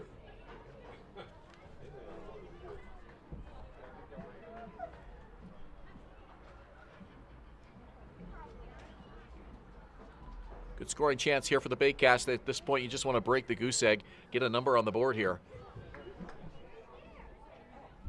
It's a 2-1 count to Morea.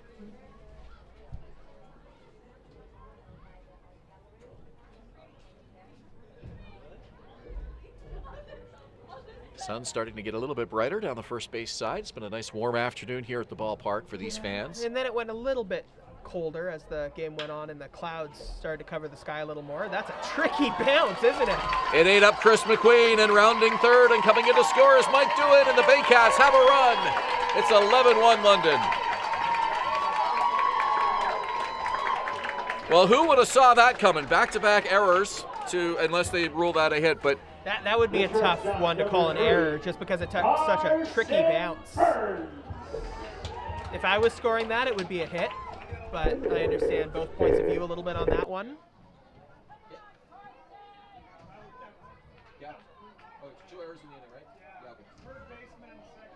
Yeah, official score calling that an error. So back-to-back errors on Bowles and Mcqueen, and the Baycats, a little bit of life here in the bottom of the 8th, down by 10 now, but at least getting on the board, getting something going. It was a really, really tricky bounce. It was a tricky bounce. And a short, and that one gets by the shortstop.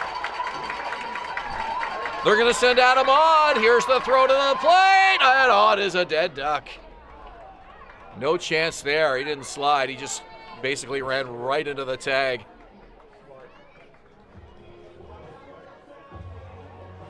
And Odd just shaking his head. Not really much he could do there.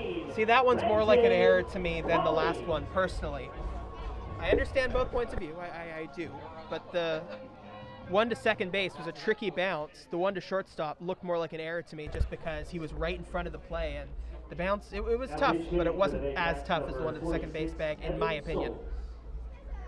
I think the official scorer has disagreed with me on the last two, though. So yeah, he just put it flip-flop, basically. So an error to McQueen on the ball hit by Marcela.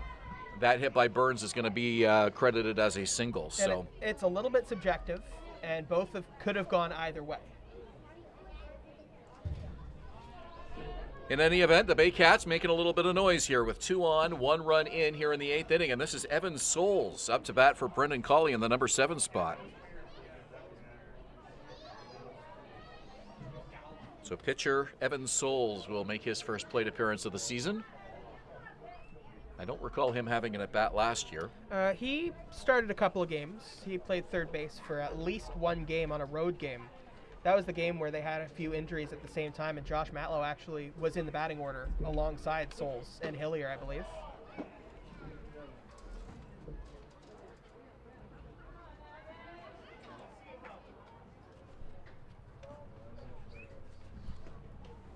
One ball and 2 strikes to him, 2 on, 2 out in the inning. Marcela at second, Burns at first. Sorry, there's only 1 out in the inning, I think.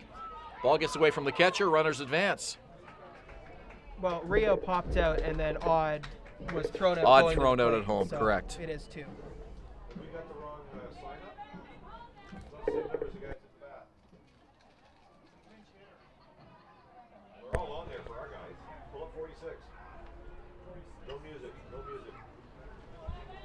Evan Souls is normally a pitcher.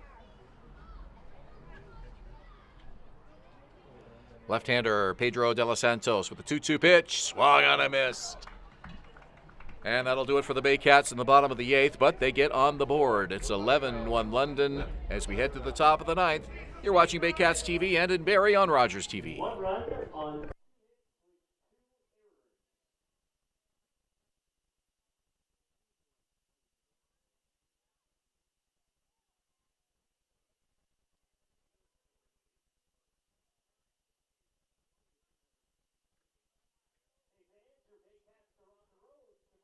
Visit Alliance Billiards and Sports in the northeast end of Barrie. A fun, friendly family environment offering pool, darts, karaoke, and live entertainment. Enjoy a large variety of delicious food and drinks on the patio. You'll come as a stranger and leave as a friend. Revive MD Medical and Aesthetic Clinic, privately owned by Dr. Marina Bachet, a one-of-a-kind clinic that covers a variety of medical and cosmetic concerns. Visit 411 Bayfield Street, Unit B12 in Barrie, or revivemedspa.ca.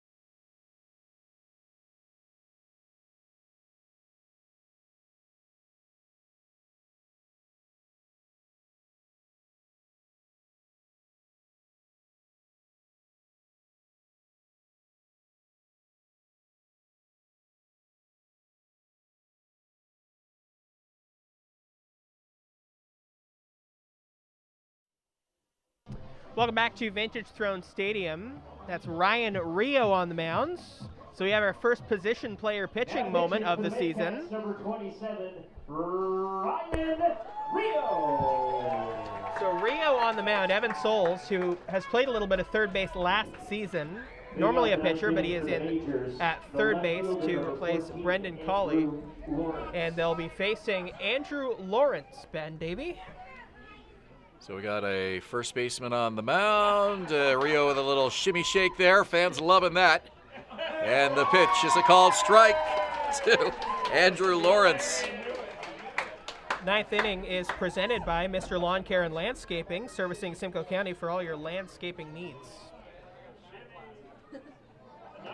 Lobs that one in high, and the count is 1-1. Well, the Baycats had a pitcher, Evan Souls, hit in the bottom of that 8th inning. Rio puts that one in the dirt, 2-1.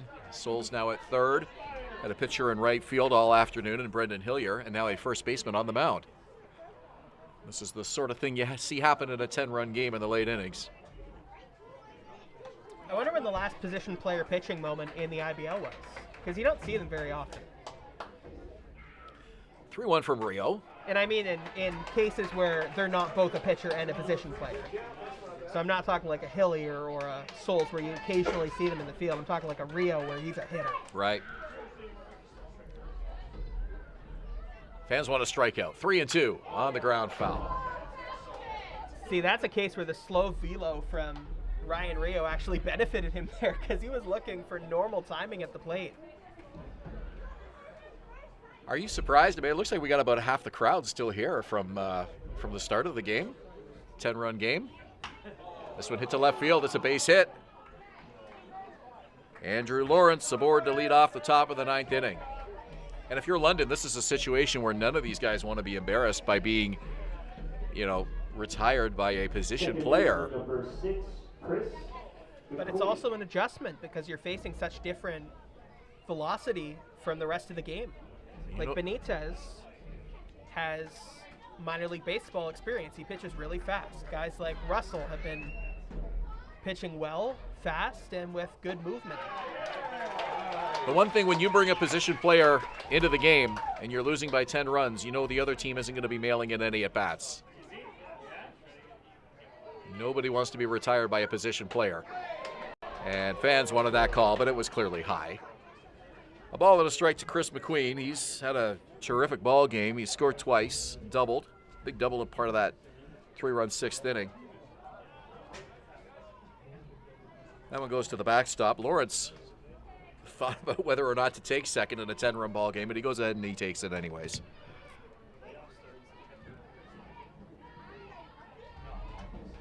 Fans here at Vintage Throne Stadium really getting behind Ryan Rio, a fan favorite. And he hits Mcqueen. 2 on with nobody out. Well, the St. Louis Cardinals had Yadi Molina pitch an inning. Yep, they had Pujols. And Albert Pujols, you're right. So yeah, it's not just an inter-county baseball thing. Twitter account called Cespedes Family Barbecue that does a position player pitching thread every time an MLB position player comes in to pitch. Cespedes Family Barbecue. What is the story there? I have no idea. I just know that that's always what the account's been called. They've done stuff for MLB.com, a couple of the networks. Interesting. They write a really good Dominican Winter League preview. Perrier swings and misses, and the count is 1-1. That's a league that both Jason Aquino and Juan Benitez have pitched in. Frank Garces pitched in it last offseason. Have you ever watched the Dominican Winter League lead on? I've seen highlights. I've never watched a game, though, and I would like to. It's worth watching. It's usually in Spanish, the commentary. It was on MLB TV last offseason with the Spanish broadcast, but they did one test game, I think, with English commentary. So, watched a lot of South Korean baseball during the COVID-19 pandemic. Of course, that was all we had to watch for a while. Couple of leagues. Rio pulls the string, and down goes Perrier. A strikeout for Ryan Rio. Well, that'll look impressive on the career pitching stats. Yep. The catcher, number 25, Robert Mullen. Robert Mullen, who has had a day and a half for the London Majors, will bat here with 2 on and 1 out in the 9th.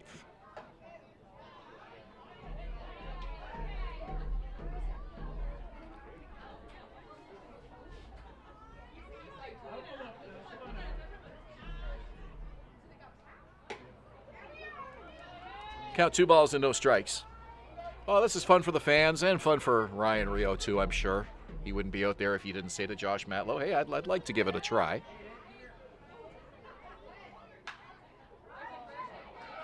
This one hit high to center field. Mullen got under that one too much, and it's an easy catch for Noel McGarry-Doyle. 2 out in the inning. He's throwing with a bit more velo than I would throw the baseball. Like, if you were to go out there and pitch right now, probably wouldn't be as fast.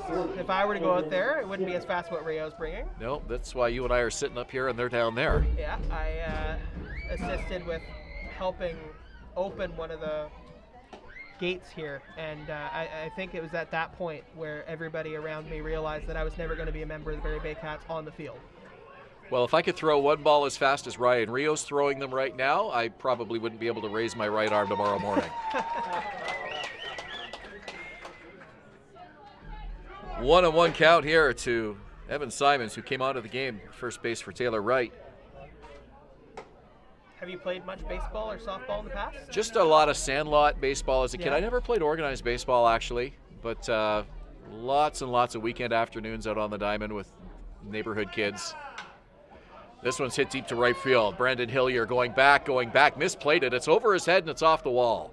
That'll bring home a pair of runs as Lawrence, or 1 run at least, Lawrence will come in. Mcqueen holds up at third.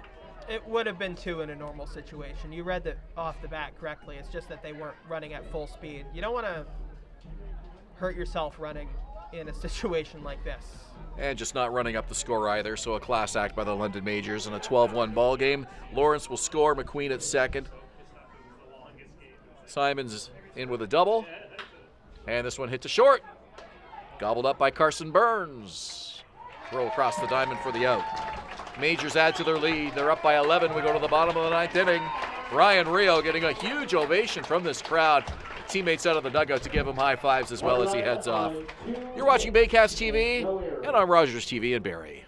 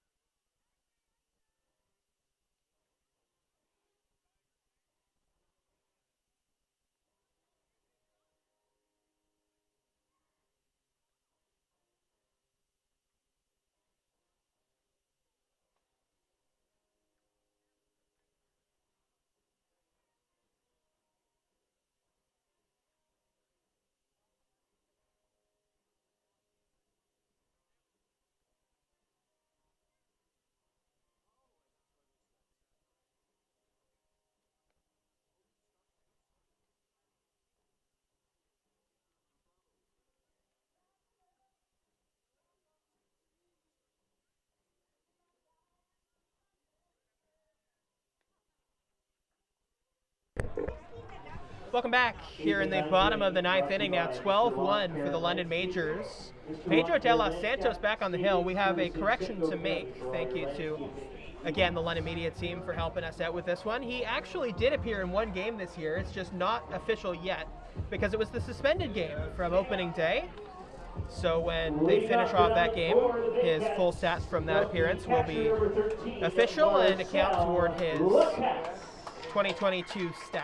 So this is his second appearance of the year and his first at the same time. Marcela Cass with a swing and a miss, strike one, 12 runs, 16 hits for the majors this afternoon.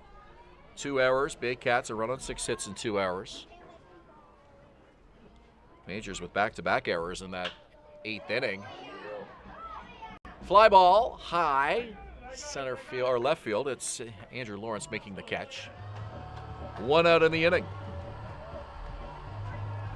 So if you're wrapping up today, it's mostly all right. Let's just forget about today. We're 4-1. Just pretend it never happened, essentially. Yeah, in your mind, you think of it as same as you would think of a 5-4 loss or a 2-1 loss, right? They all count as one in the standings. One guy that perhaps won't be forgetting this game so soon is Brandon Hillier. He's had a couple of hits today. Hillier 2 for 3 with a strikeout. The pitcher in right field today for Josh Matlow's Barrie Baycats. Just want to give an extra shout out to Brian Backlund, the producer of this broadcast, and Gary Mason, our statistician and point streak operator, for what turned into a pretty confusing game. Keith Candell has trouble with that. Gets up, a throw across, not in time. Nice recovery by Keith Candell, but the throw just a little late. And Brandon Hillier is aboard for the 3rd time today. The center fielder, number 95, Noel McGarry Doyle. McGarry Doyle reached base safely to lead off the bottom of the 1st for the Baycats and has been kept off the bases since. Anytime you can keep Noel McGarry Doyle off the bases, you're going to give your team a good chance to win, and they've done that since the 1st inning here today. A little flare to second, and a leaping grab is made by Chris Mcqueen. Hustling back is Hillier to make sure he doesn't get doubled out off for the final out. There's 2 away. The left fielder, number 6, Mike Dewin.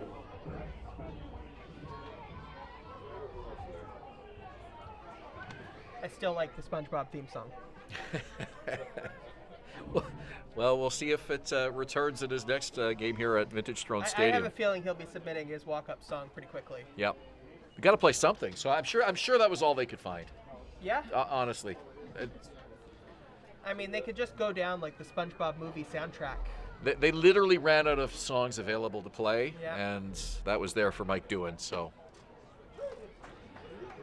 1-0 pitch is a called strike, and the count is even. Dewin has reached base twice, singled and scored in the 8th. Have I asked you what your walk-up song would be? Oh, boy. I never thought of that. I ask in the bottom of the 9th. There are so much to consider. I mean, Thunderstruck is the one song that always charges me up, but that's not really a walk-up song. That's more of a reliever coming into the game song. This one hits a 3rd, and it's handled by Kieran Bowles. Throw across, not in time! First baseman Evan Simons coming off the bag and looking at umpire Isaac Zivchuk as if to say, really? He thought that throw beat him, but it'll keep the game going. So normally when a DH goes into the lineup as a different position, you get rid of that position in favor of you get rid of your DH in the lineup in favor of the pitcher. But since Ryan Rio is the pitcher, the DH disappears and it's still Ryan Rio, the pitcher, but also the DH, but also the pitcher. The rules say he's allowed to hit still, right? Yeah. But anybody else that comes in, if anybody did come into the ballgame after Rio to pitch, you've lost your DH, I guess, right? Yeah, it would have to be. Rio scorches this one past the first baseman into right field. Digging hard is Brendan Hillier, and he's in without a throw. Great day for Brandon Hillier continues. Good day for Ryan Rio continues. Yeah, I was ready to hand player of the game, or Baycat of the game honors to Brandon Hillier, but now we got to consider Ryan Rio. So you talk about how you'd have to replace the lineup spot with the pitcher. Correct. Whoever replaces Rio. But that would have been Rio's spot anyway. So it would have been replaced with the pitcher anyway. The pitcher would hit in the number 3 spot, I believe. Yeah, as the DH/pitcher. It's not confusing at all. Well, basically you have your DH until you give it up, right? And I think that's how it works. So. Are you pro DH or? Well, I always like National League Baseball, and I like the strategy of the pitcher having to make that hit. I also think sometimes it keeps the pitchers honest as far as pitching inside. You know you've got to stand at the plate yourself holding the bat at some point. So how about you? I like the classic setup with the DH in the AL and MLB and the no DH in NL, but I was listening to Mike Krukow make the point where he was no DH forever, right, as a longtime National League pitcher, but then he started watching the at-bats, and they were just not good at-bats over and over and over again, and eventually it's like, okay, just bring on the DH. This one hits a second, should be the ball game. Mcqueen to first, and it is. So the London Majors come to town, and they cruise to a 12-2 victory.